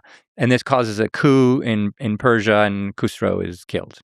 Is there something to be said, a little bit of texture to the motivations of the different empires and the different groups involved? So the East Roman Empire, the Persian Empire, and the Islamic caliphates, were they after conquering? Were they after expansion? Were they after more like raiding for financial benefits?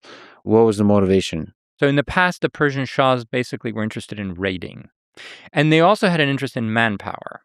So all of those Mesopotamian agricultural estates won't till themselves. So they were kind of insatiable for agricultural workforces and specialized craftsmen and people like that. So they would go into the empire and get them. But in this phase, it seems that Khusro II is taking really to heart the idea that the Persian Empire should really extend to the Mediterranean, as it did in like Achaemenid times, right? In ancient history, the empire that Alexander conquered.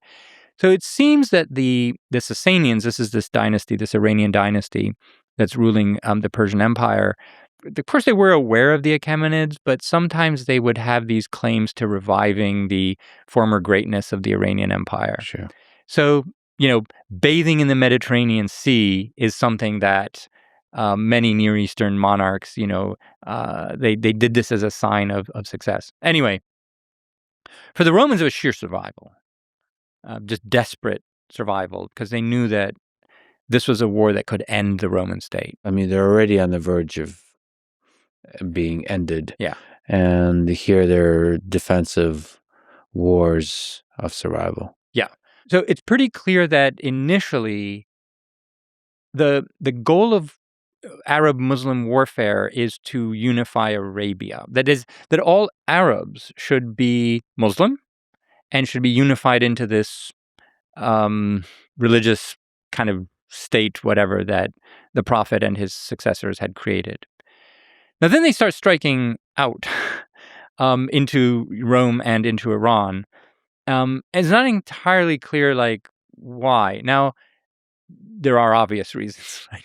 I mean, it's not like a huge historical mystery why a recently formed successful army will decide to take on two very weak opponents who are on their doorstep. Like, this is not complicated. Yeah, they're pretty effective at military conquest. Yeah, but they're striking both empires from a direction that those empires had never prepared to defend from. Arabia was just not. Oh, you might get some occasional raiders. You're never going to get an army that's coming out that can potentially conquer you. So the defensive orientations are all wrong. And these two empires have gone through this massive war that has destabilized them. They're low on manpower, low on resources. The outcome is almost kind of inevitable. I don't think there's a great mystery. And the effect of that is they stripped away the richest provinces of the Roman Empire. Yes, Egypt in particular. That means now you can't feed Constantinople. Like we talked about the grain from Egypt, right, that came to Constantinople. You don't have that now. And so that means that the population of Constantinople will decline dramatically over the next few decades. So how does the empire rebuild itself, restabilize? Because it doesn't collapse there, right? Yes. It survives. There's interesting low points for the empire where it still survives. This is one of them. And that is as interesting as the survival at the top and the flourishing survival at the bottom is also super interesting. So what happens? How does it kind of stabilize? Very slowly. This is a painful process, and it takes them centuries, you could say. Yeah. First, you got to stop the bleeding. Just try to hold a line. It takes them decades to hold a line. Like they get pummeled by the Arabs for decades in the 7th century until finally by 660s, 670, they finally begin to beat them on land and hold a line on the sea. And so we now have an investment in fleets. Eventually you get the Greek fire, which is the flamethrowers. And when the Arabs try to take Constantinople, these attempts are defeated like twice. And that ensures the survival of the Roman state in some form. How were the flamethrowers used? Yes, this is an interesting question. We're still kind of debating that. Oh, it's not fully understood. Well, it's a state secret. They didn't want this getting out, so they kept it pretty well. The fact that we're debating it will tell you that they were pretty good at keeping secrets. So possibly through a pressure valve, right? So you have this flammable compound whose preparation and components is also a state secret. So there's specialized as a corps of engineers that prepares this and deploys it. And it's possibly through a heated, pressurized container with a spigot, let's say, that unleashes this thing through a nozzle, and it's lit and basically spews flaming napalm on other ships. And it will continue to burn even when it's on the water, right, on the top. So, like, you can't, like, swim away or anything. So it's this very, very destructive weapon. Terrifying. They used it against Vikings, too.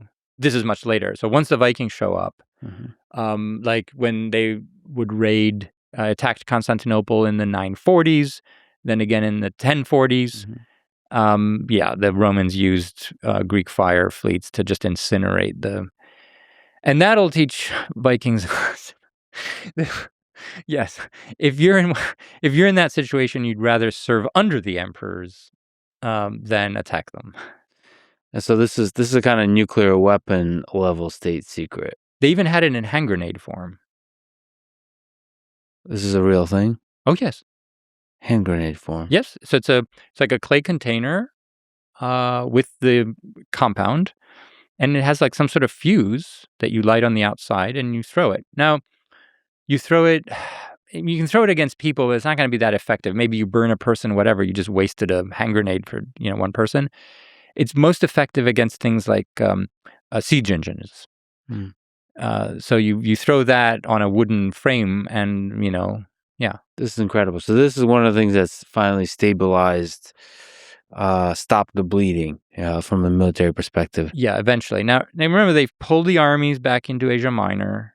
So they're beginning to defend and fortify Asia Minor. Now you have to find ways to pay and support and feed all of these soldiers. And this is a whole it's a wrenching administrative readjustment. But they go through it. It takes them a long time. Eventually they emerge with a different kind of strategic logistical system. Just a smaller, harder core of the empire. That's right. Very militarized. Very militarized. And then in the 8th century, the second Arab siege of Constantinople that somehow fails.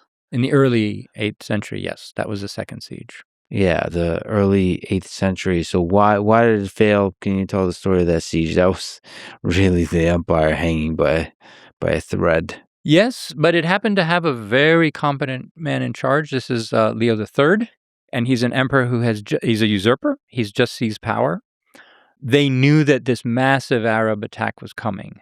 And so it's quite possible that the Roman elites, preferred to put someone capable in power at that moment. The city was very well prepared. I encourage people in the audience to go and read the sources that we have for that. You can find many accounts of it online. It was just very, very well done. He also had Bulgar allies. So these are the Bulgars who had just crossed the Danube just a few years earlier, actually, and settled south of the Danube, where eventually, Bulgaria emerged. So he had Bulgar allies, and he used the Greek fire very, very strategically. He used his own fleet. He contained the Arabs to certain places where they kind of starved and wore them down. It's just very well done. From a military perspective. Well, was it the walls, the navy, the weather, the diplomacy, just good luck that helped Constantinople hold? I don't see much role for good luck there. I mean, I think he had it all pretty planned out. It was all of the elements that you mentioned. And he just deployed them very, very astutely. and went on to rule after that for another 20-some years. And his son continued. They formed a dynasty. We call it the Isaurian dynasty, though they were not from Isauria. And then from that, the fascinating thing that we mentioned about religion, there was a whole stretch of time marked by intense internal religious conflicts over iconoclasm. Maybe you can clarify this, but so iconoclasm, of course, is whether sacred images, icons, should be venerated or destroyed. This had major political and theological stakes. The seemingly smallest things can have the biggest of conflicts. Yeah. You've been in an Orthodox church. Mm-hmm. Have you seen all the icons and the just painting everywhere? Mm-hmm. Every space that you can imagine is covered in either icons or images or iconography of saints. Mm-hmm. All right, that's a result of this. No, that's not what Christian churches used to be like, at least not in Constantinople. But his dynasty basically tried to limit or remove images from churches, and ultimately that policy failed. And the other side that wanted images or liked images, let me put it differently, thought that images were not only appropriate but helpful in the context of Christian worship, prevailed. And so gradually the churches began to fill up with icons, lots of icons. They're almost like, like a catchword for Orthodox, devotion. I have icons at home. You have a little corner in the house. You have little iconography. Mm-hmm. Anyway, I mean, as a secular Orthodox person, but even I can't get away from it. But that has serious consequences. I mean, It does, There was yes. an extremely serious internal religious conflict. Well, okay, so one asterisk on that. In my research, I did not find popular interest in this matter. Like, Oh, interesting. I don't. So this is an overblown. Yes, socially completely overblown. Oh, this is one of those things where religious folks will write the story of history. That's it. Got it. Ah, You got it. I could not find. There were like a few emperors, and there's some bishops and abbots and monks. Like, I don't know, maybe 100, 200 people are like seriously invested in this, and they're going at it. But these are the people who write the texts. But they never mention, for example, that, the people of Constantinople, they rose up and they demanded icons or not icons or anything like that. mm-hmm. No, never. So, in my view, this is one of those controversies that's only a few people really Mm-hmm. cared about it. And unfortunately, they're the ones who wrote the sources. So you always have to be very careful to consider the sources when you're reading about anything involving religious events. Or any kind of events. But certain things are more intensely, people are more intensely passionate about, and Yes. therefore that bias is going to Yeah. bleed into the way you report the history. And not only that, when emperors changed their policy, almost everyone fell into line. Like, switched positions. It's like, no, yeah, whatever. Put the images, take the images, like, whatever. They did not see this as central. Some people did, and they got very worked up about it. Anyway, but in the end, the pro-icon position won, and their view just began to fill up the space. Like it literally was filling up the churches. And it still does. Yeah. The thing is, we somehow took on the impossible task of talking about 1,000. It'll defeat you, man. It'll defeat you every time. I mean, there's a reason why you really want to do 1,000-hour podcast on this, right? Yeah. As you do, there's so many incredible conversations about every single emperor, every single nuanced detail of the emperor. It really is a thriving civilization, is a thriving empire, which in it contains so many lessons for even the modern times. But anyway, you have written one of the books is Streams of Gold, Rivers of Blood, The Rise and Fall of Byzantium, 955 AD to the First Crusade. So this period we talked about survival and some low points. This is a period where once again there's some flourishing. So by the 10th century, in the Macedonian era, the empire is back. It's wealthy, it's culturally confident, and under emperors like Basil II, who I think is in your top 10 list. Mhm. It is expanding again, and this is the period you describe in part in your book, Streams of Gold, Rivers of Blood. So, how did Byzantium go from surviving to expanding again? So I wrote that book in part in order to test myself and see if I could write narrative. So I hadn't written a history narrative book up until that point. Everything I wrote was sort of analytical, right? And it was successful enough that a few years later, my editor asked me to write the big history, the New Roman Empire, Yep. the 1,000 Of the whole page thing. of the whole thing. And so I set for myself the task of explaining in this book, Streams of Gold, Rivers of Blood, a very particular period that was marked by a sudden turn to conquest again after a long period of more or less defensive war. 955, there's a new military leadership is appointed, and the Romans go conquering again, especially in Cilicia, northern Syria, and Cyprus and the Caucasus, and then eventually also Bulgaria. And then right afterwards, they have this generation plus period of stability and prosperity, and then they're hit by a triple whammy. These are three new attackers.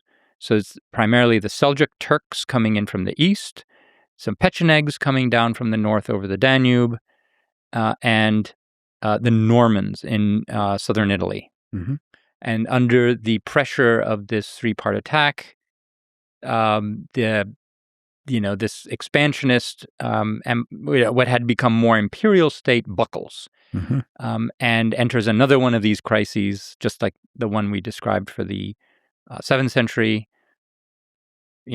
survives it by the skin of its teeth and goes on again to rebuild and become prosperous, wealthy, and powerful again, as it does throughout its history. It's these cycles. So I just wanted to describe that iteration of that process, and that's what I do in that book. So, I think the traditional view in this perfect storm of the 11th century is that it was more to do with the internal sort of moral decay and civilian emperors neglecting the army, this internal stuff. And you make the case that it's the external stuff, the three-pronged attack. Like you said, Normans in the west, the Turkic steppe people in the north, and in Central Asia, the Turks in the east. Yeah. Can you describe that, the three forces, in the case that was the main reason why it hit a low? Well, this is also a methodological problem, right? In other words, when you're looking at a society that suddenly faces a bunch of problems, and you could, reasonably make the case for a kind of decline or a crisis, it's your first instinct to suppose that there must be something wrong in the internal mechanisms of that society that, led it to fail, which is what my field has done traditionally. In part because of the decline and fall model, right, of this society. We're kind of primed to think that there was something wrong with it. That's a long story. Or is it reasonable to say that a society that does not seem to have any particularly serious structural flaws is hit by external, challenges that it couldn't realistically have foreseen or prepared for, such that, it couldn't cope with them and, as I said, buckled. And I think that's what happened. I think that's the main narrative. Not that there weren't problems, there were. But no state medieval or ancient, can realistically survive the simultaneous attack of three very different kinds of enemies. The Normans are these knights, like a new type of Western warfare that is just all about, grinding the enemy to bits. But who are also terrorists, like they're straight up terrorists. Normans are fascinating because there's a Viking component too. Yeah, with the yeah, Normans. Yeah. That's a whole. Yeah. So they have three different kinds of enemies. Yes, the Pechenegs was a totally different type of, probably mostly nomadic horsemen, and then the Seljuk Turks, who are also mostly nomadic horsemen, but who are coming in from Central Asia with vast reserves of manpower behind them. In fact, either intending to or, as it happens, affecting a demographic change in not just demographic, but ecological too, because they basically, when they move into Asia Minor, they're transforming or terraforming agricultural land into pasturage. Mm-hmm. And they're just backed by reserves of manpower that no other enemy of the empire has had yet. Mm-hmm. So yeah, how do you cope with these situations? I mean, it's very, very difficult, and it's a wonder that they survived it at all. Now they also have internal problems. I'm not going to sort of try to sweep these under the rug, right? In particular, we're seeing the end of the Macedonian dynasty.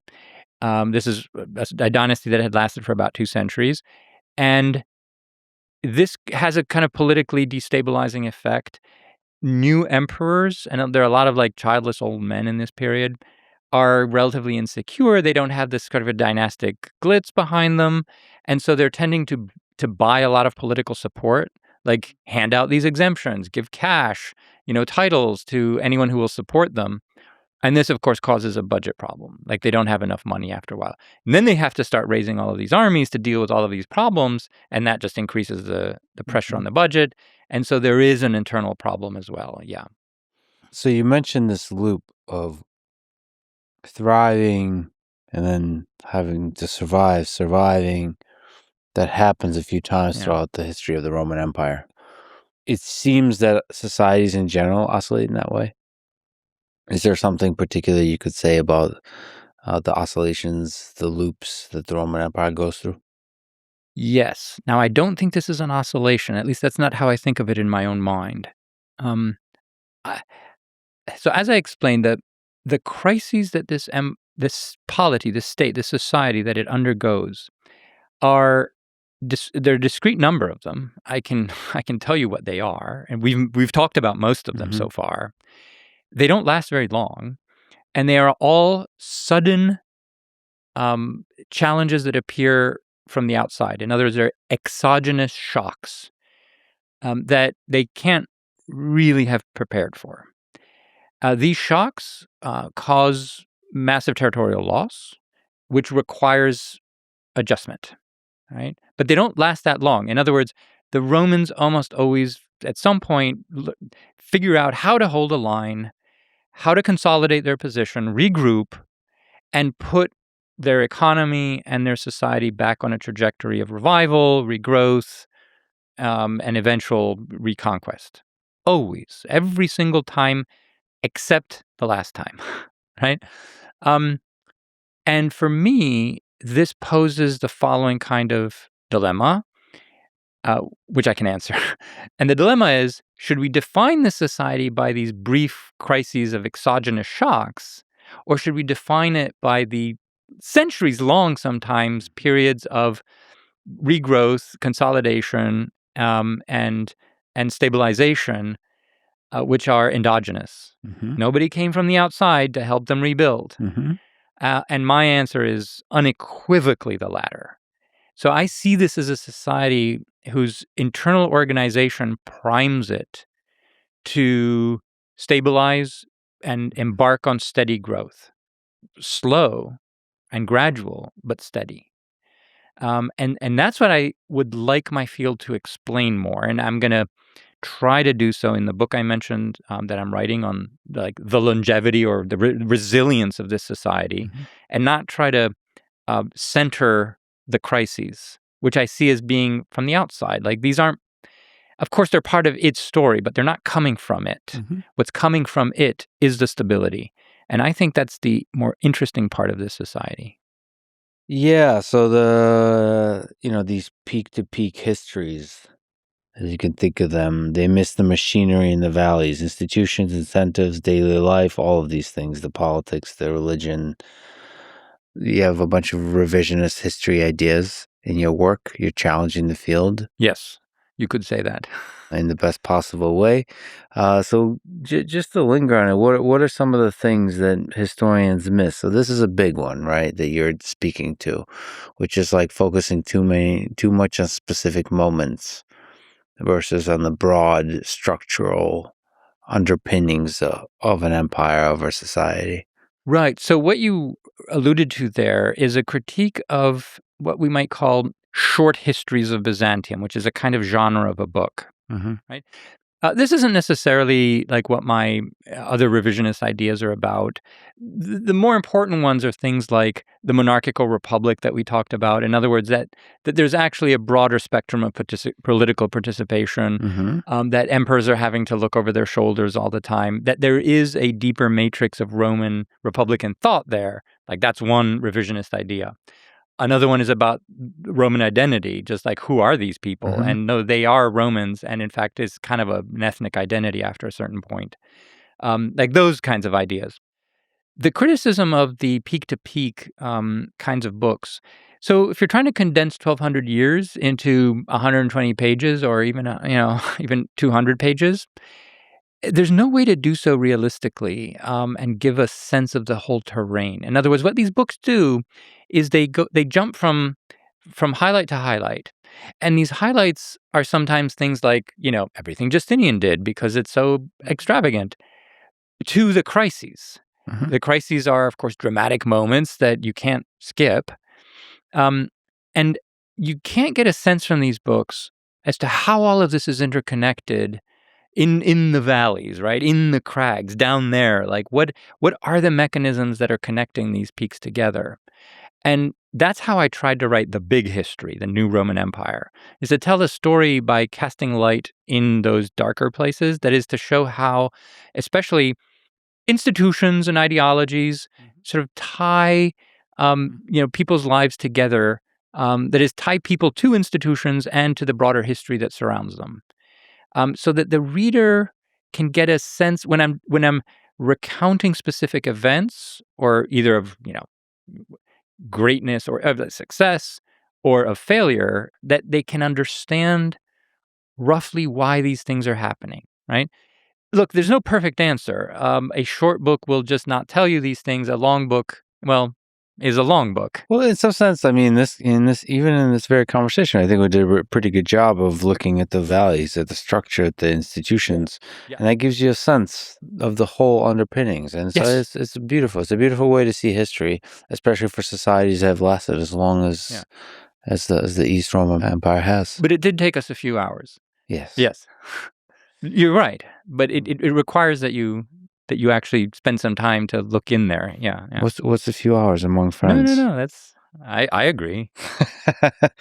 So zooming out and asking once again, the old we're getting close to last call at a bar, and I ask you the big question.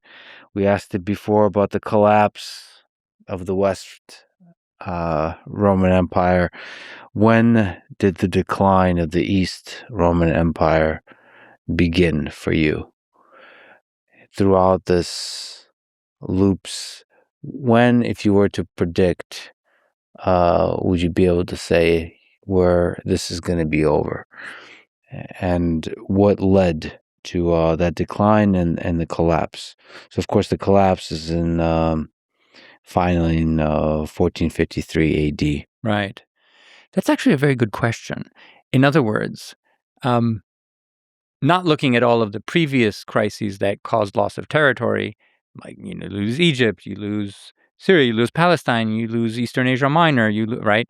But at what point could you say there's no coming back from this, right? I would say early 14th century, somewhere between 1300 and 1350, the sources of resilience begin to dry up. And you have a number of setbacks. They lose Asia Minor to the Turks by 1300, roughly, which means that you can now no longer draw upon the two wings, as it were, the European side and the Asian side, which they could always do. They're confined to Europe. And then you have a series of civil wars. You have the Serbian expansion, and you have the Black Death. And they never recover from that. In 1300, you think of this, you look at it and you think, that's a tiny little Balkan state. Okay, it goes from Constantinople to the Adriatic in this sort of ribbon, right? This corridor that just stretches across the Balkans. And yet, it's not that much smaller than England and has about as much, if not more, revenue because they're still able to raise cash because taxes, right? So the emperor is still able to pull in a lot of gold. And his territory is not, completely insignificant. It's not what the Roman Empire used to be. But I don't think that it's completely lost. Then they have some civil wars. Then a rebel makes a deal with the Serbs, surrenders half that territory. Okay, after that, game over. What's surprising is it takes the Turks that long. 1453, that's another century, right? It didn't need to be. It looks like they might have had it wrapped up like 50 years after, like by 1400. But then accidental events happened. This is Tamerlane comes from Central Asia, trounces the Turks, breaks up their empire. So they go into a cycle of, rebuilding. And so that's why it takes another 50 years. Anyway, but I'd say by the 1340s, game over. And so why did it collapse? What are the things in the ground when you zoom out, the thing that ate away at I like this term, sources of resilience? Oh, foreign invasions. There's no question. It's just invasion. It's foreign invasions, those which they could not cope with. They coped with lots of them. But, all it takes is to lose to one and you lose some part of your territory. And if you keep losing enough, you won't have anything to fall back on. And that's what happens. So really, if there's no significant external invasions, the East Roman Empire, the fundamentals, the taxation system, the way the policies were developed, the way the politics was done, the way the representation was done, all of that, this empire could have lasted for another 1,000 years. Absolutely. I'm absolutely convinced of this because you never see movements to split away. There's no separatist movements, at least not on the part of any Roman provincials. There's one separatist movement, which is Bulgaria. We mentioned Bulgaria was conquered, right, in 1018. There's a couple of independentist movements, rebellions. Eventually, one succeeds in 1185. So just under 2 centuries. So Bulgaria is the only part of this empire that actively seeks to break away and does so. But for the rest of the 1,200 years, you don't find provincials wanting to leave this system. However much they complain about the taxes, they don't want to leave, and they make no move to do so. You also never have a moment when the center loses its ability to tax its territories, right? You don't have like widespread peasant uprisings or agricultural rebellions or these kinds of things, which happens in every other one of these empires. They also never decide to partition it. The Franks partitioned theirs, right? Like after Charlemagne. No, there are no like Roman warlords that try to carve out a piece of the territory for themselves and rule it independent. Nope, that doesn't happen either. So if you're looking at the kinds of factors that cause states to fail, fragment, become ungovernable, these never happen. This is so incredible. This is truly incredible. In the history of human civilization, just an incredible study of what human societies can form. So what are the whys? Why was it so stable? But now look, there are other stable, like for example, the British monarchy. That's been around for quite a while, that's true. Right? States like Portugal, Japan, they have one thing in common. They're all tucked away at the edges. Like they're little islands or whatever. They're not like, right? We're talking about a society that was right in the middle of one of the main corridors of empire building and new religions in the world. This is the most dangerous neighborhood, right, that you can possibly live in. Yeah. So no wonder it didn't survive. Like, it would have been extraordinary if it had. But absent those forces, I don't see any forces of internal decomposition that would have imperiled it, significantly. So we've talked about a lot of it, but just to like return to it, why was there no internal sources of decomposition? Like why did it work so well? Why did the people feel represented? Yes, by the way, you talked about how they complain about the taxes, which is one of the signs of a healthy society. It's like complaining about the weather. The fact that you complain about the taxes actually means that you're happy with the taxes, kind of counterintuitively, or it's not too bad. Yeah. It's just complaining is part of the system. Yeah. Anyway, but why? Why did it work so well? Why did everybody get along? Feel represented? No, not get along. Yeah. Not in a silly way. I mean, sufficiently to where warlords wouldn't rise and break apart the system, or if there was those kinds of forces, they would come back together. Yeah. Like, why is this such a great self-healing system? So you're exactly right. So sufficient is the key word. We don't want to idealize this, right? These aren't they're not just dancing in the streets, holding hands, and right. Even when it comes to the tax system, they are complaining all the time. Of course, they're doing so because they know that complaining gets you things. Mm-hmm. There's no disincentive to complaining. You might not get what you want, or you might get it, but no harm will come to you. So they're complaining all the time. They have all of these civil wars. They're like, okay.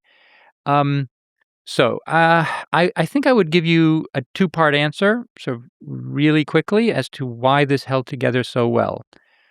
First is that an extraordinary effort was made by the authorities to persuade their subjects that they were ruling on their behalf, and I think, for the most part, actually tended to do so. And the second is that it had a very tightly unified identity as Roman and as Orthodox. In other words, for the most time, they knew that they were surrounded by enemies who were not those things, and they did not want to live under the power of non-Romans and non-Christian people. And so those two factors combined, I think, gave everybody reason to hold it together. The alternatives were worse. Yeah, I mean, that's a really brilliant summary. And I think we should mention that both the rhetoric and the action are important. I think you've articulated that rhetoric is really powerful. Like stating over and over and over that you represent the people, that you're acting on behalf of the people and doing the action. But it's not enough to actually do the action. You would think that's all. Machiavelli says that's the only thing that matters. Then no. It's the rhetoric actually has a lot of power. Yes. Because it is a uniting idea, an ideal that propagates through time, and it pacifies you, it puts you at peace. Yeah. Rhetoric is important. I'll give you an example. As a academic administrator, right? Mm-hmm. I mean, I was chair of department for years and years. There's a difference between a dean who says, sorry, bad budget situation, we're just going to have to cut your programs, on the one hand, and a dean who says, I am fully on board with what you're trying to accomplish with these programs. I am a defender of the humanities. Unfortunately, we have this budget situation and we're going to have to cut some of the programs, but I assure you, the moment I'm in this with you together, the moment we find the funds, we will restore them. Those two just rhetorical strategies, they're aiming at the same practical outcome, will produce very different levels of compliance, right? And consensus. And I should say that there's subtlety there. The best rhetoric in that context, and maybe in the East Roman Empire, is you also have to believe it. Yes, it has to be credible. You can't just say it and then not do it. But one of the things I've learned about humans, just doing this little podcast, is that people could, like, the best way to say a thing, a powerful thing, is to really believe it. And so, like, this is clearly one of the things that made the Roman Empire work, is doing the action is the best way to make the rhetoric powerful and effective. Yeah. This is sort of what Aristotle says about tyrants. In the Politics, Aristotle's giving essentially advice to tyrants on how to protect themselves, because tyrants are usually hated and are killed in coups, right? And he says, so essentially, how do you manage to secure yourself when you're a tyrant? Well, you can start by maybe obeying the laws or making sure that your subjects obey the laws and, maybe work for the interests of yourself. Essentially, he's telling them to kind of become benevolent kings. And the best way to persuade your subjects that you're legitimate benevolent kings is to be that. Yeah. Yeah. So what, from all of this, from this 2,200-year history of the Roman Empire, what lessons can we draw for modern times? Now we're sitting in America, this young empire. I know we're not calling it an empire, but, Lots of people are calling it an empire. I thought it was sort of taboo. Yeah, in the 20th century, it was like, is America an empire or not? But I think since the Iraq War, since 2003, I've seen at least very casual uses of America and empire in the same, sentence without any kind of hand-wringing. Is it ever called that in academic setting? Yes. I mean, it's technically, I guess you could say, Oh, yeah. given the expanse of the military bases and the military might and the way that represents itself in the geopolitical context. There are books published all the time that unironically discuss America as an empire in various ways. Yeah, no. By the way, it's not both positive and negative. So Yes. when you're saying a positive thing about America, calling it an empire, and when you're saying to criticize America, you call it an empire. Yeah, you're right. Yeah, I mean, most academic books aren't trying to do either. They're just trying to analyze a situation. Yeah. Yeah. What lessons about representing the people, about flourishing, about stability can we draw? I will say that just drawing on what we were talking about a moment ago, that investing in institutions that work for the majority of your subjects, even if indirectly, they have to pay a cost for them, but you have to explain to them why they're paying that cost, is to the benefit of the ruling classes as well. Because you're ideally you're thinking about long-term success and not just your own short-term, gain. And I think that's what this society tends to do well. The Romans generally, how they built roads for the centuries and the millennia. They built institutions too. One of the institutions they built was the Christian church. They build things to last. Mm-hmm. And I think that's a good lesson beyond even the roads. I think institutions that explain, to people why they exist is I think we could use some of that. And also the first point you made about the East Roman Empire, I think you've said that U.S. foreign policy sometimes has quite a large gap between the rhetoric and the in modern times, the rhetoric and the action. Yeah. And so that's to the Machiavelli's point that we want to maybe narrow that gap for a successful empire, for a successful nation. The rhetoric has to match the action.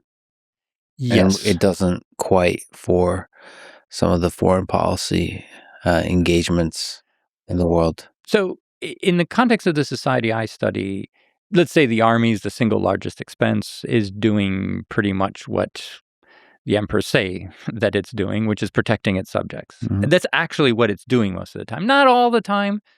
So, for example, emperors will sometimes take the armies out on a raid or an expedition, crack some skulls, gather some plunder, come back, and this is done to glorify the emperor. This does happen. But for the most part, they're doing that, not much else. And actually, in pre-modern context, it's very difficult to operate shadow foreign policies and things like this. It's just not part of the. Mm-hmm. It's not in the cards.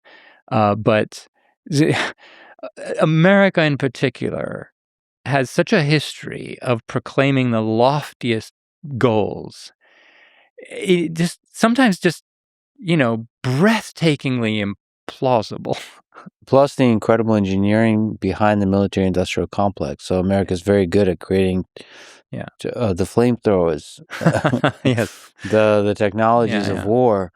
And so the lofty goals combined with just a lot of profit that could be made on the technologies of war creates a very difficult situation to navigate where the gap naturally widens.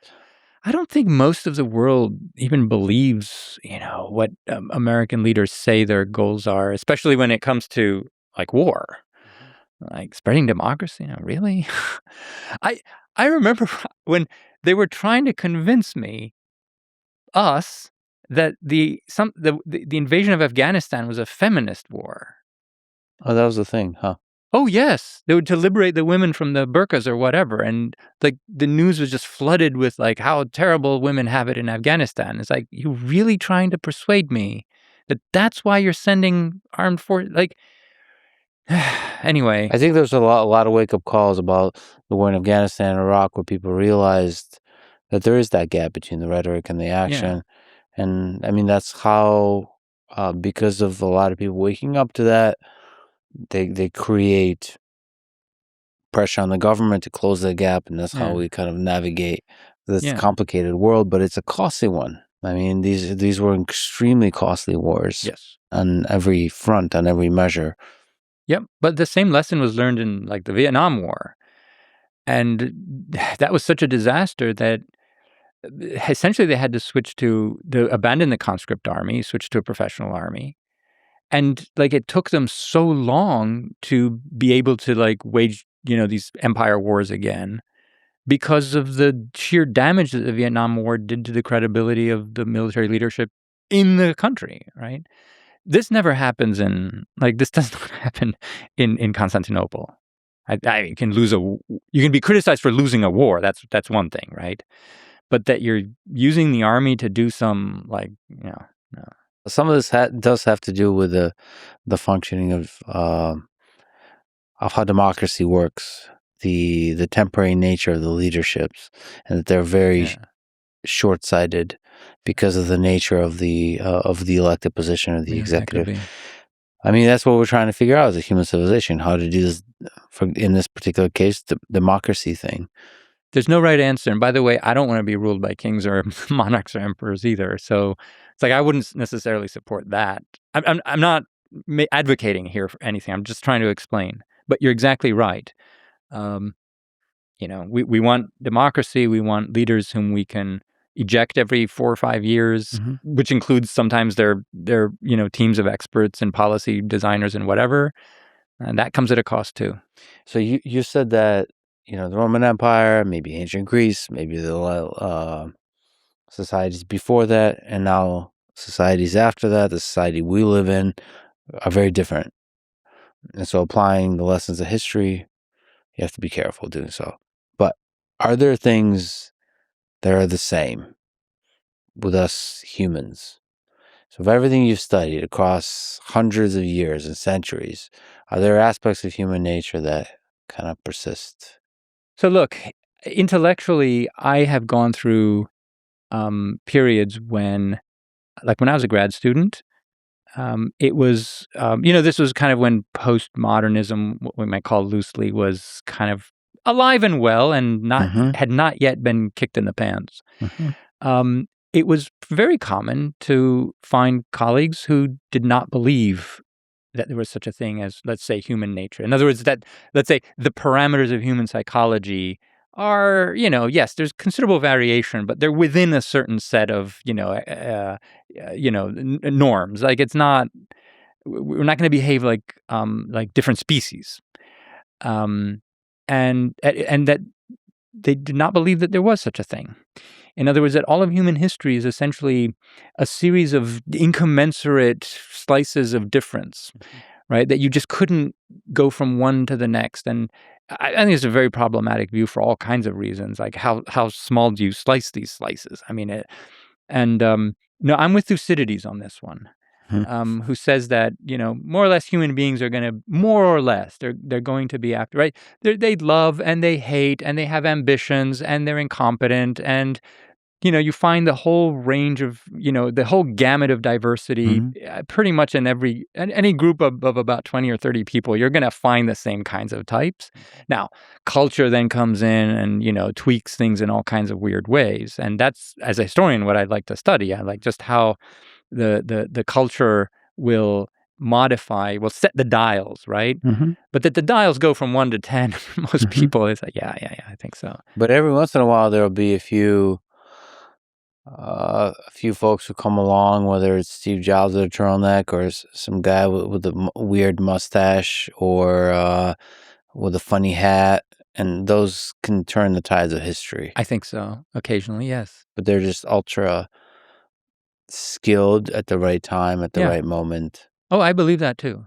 Oh, yeah. In other words, I also don't think that cultural systems or ideologies are so effectively totalitarian that they sort of colonize the mind of every person. Mhm. And so everyone in a culture is just like a clone.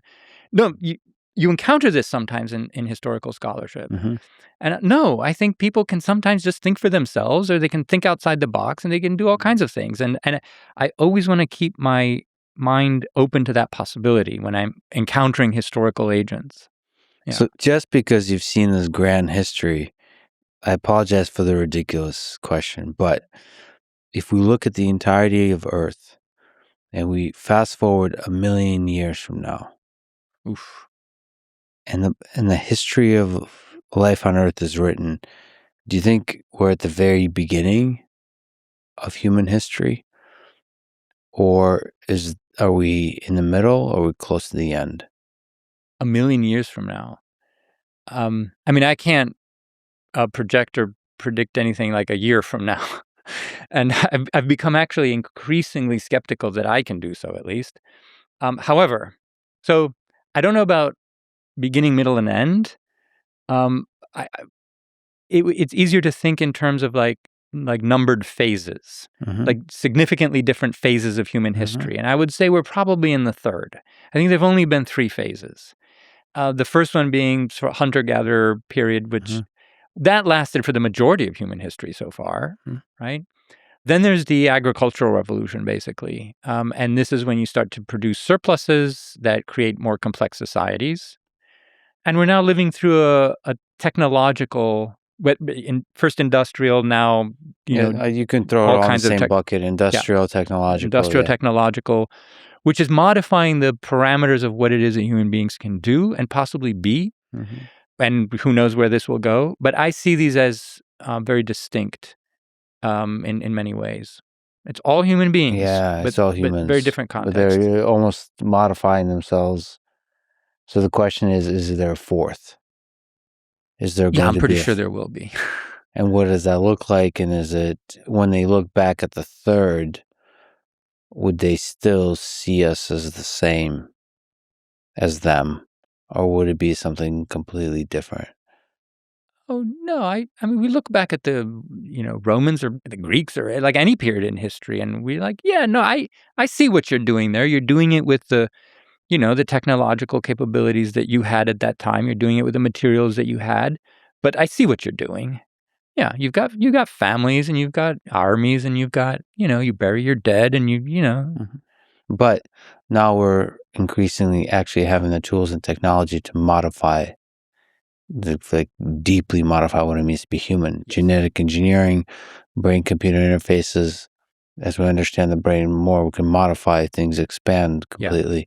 Plus, artificial intelligence, it can expand the knowledge base and the intelligence of the human mind, unless we figure out the human mind is actually incredibly special to the degree where it's, at least with the tools we have this century, we cannot achieve the level of general intelligence that humans have.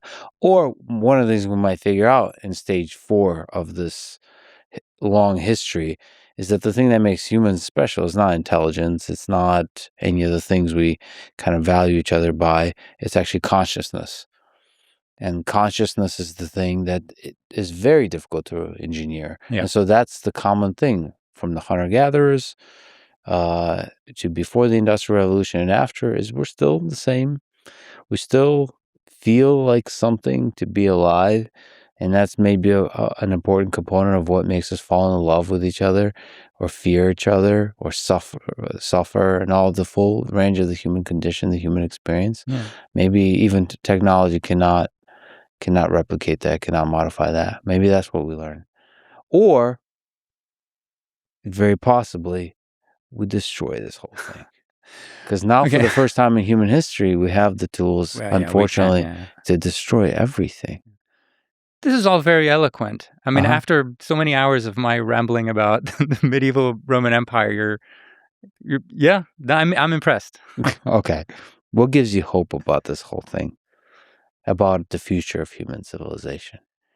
Look, there are a lot of challenges, right, that we face, and we talk about them a lot. As a historian, I see other periods that were far, far more difficult, when people could have far more easily have given up hope, and sometimes did. Um, but I don't think we're in one of those. Like, there's some major issues, like the uncertain future of technologies, what they might do, exactly what you were talking about. I think they're solvable problems to a certain degree. Like, if we can rein in some elites, a lot of these problems can be fixed. And that's not like a super difficult. I mean, it's difficult, but it's not like impossible. Mm-hmm. Look, so I grew up during the Cold War. Let's just take the 80s, for example.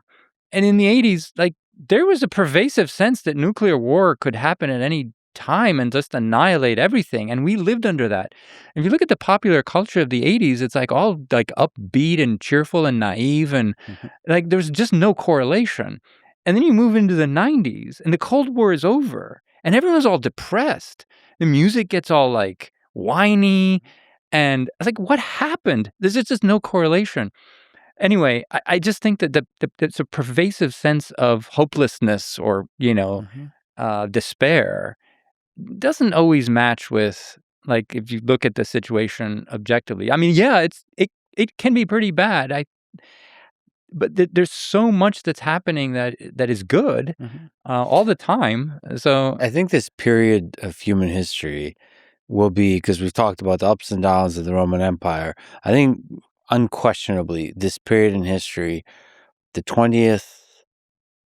late 20th century and the 21st century will be seen as the flourishing of humans. So if we actually just wake up, it's like what everything around us, by most measures of human flourishing, we're doing pretty good. The amount of like sheer misery is probably objectively decreasing every year.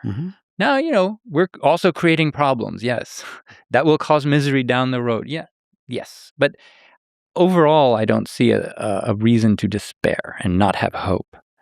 Yeah, we're doing okay. We can do better. Let's do better. Let's do better. Well, Anthony, this was an incredible conversation. Thank you for all the amazing work you do and for the whirlwind journey through such a fascinating part of human history. This was fun. Thank you for talking today. It was a pleasure to be here, and thank you for not just for inviting me. I mean, this is probably the largest audience I've ever spoken to, but also just for giving my field and this civilization that I study the opportunity to be seen and heard from more people. I think that's very important. You've done a real service here, so I want to thank you for that. Thank you. Thanks for listening to this conversation with Anthony Kaldellis. To support this podcast, please check out our sponsors in the description, where you can also find links to contact me, ask questions, give feedback, and so on. And now, let me leave you with some words from Benjamin Franklin. A great empire, like a great cake, is most easily diminished at the edges. Thank you for listening, and hope to see you next time.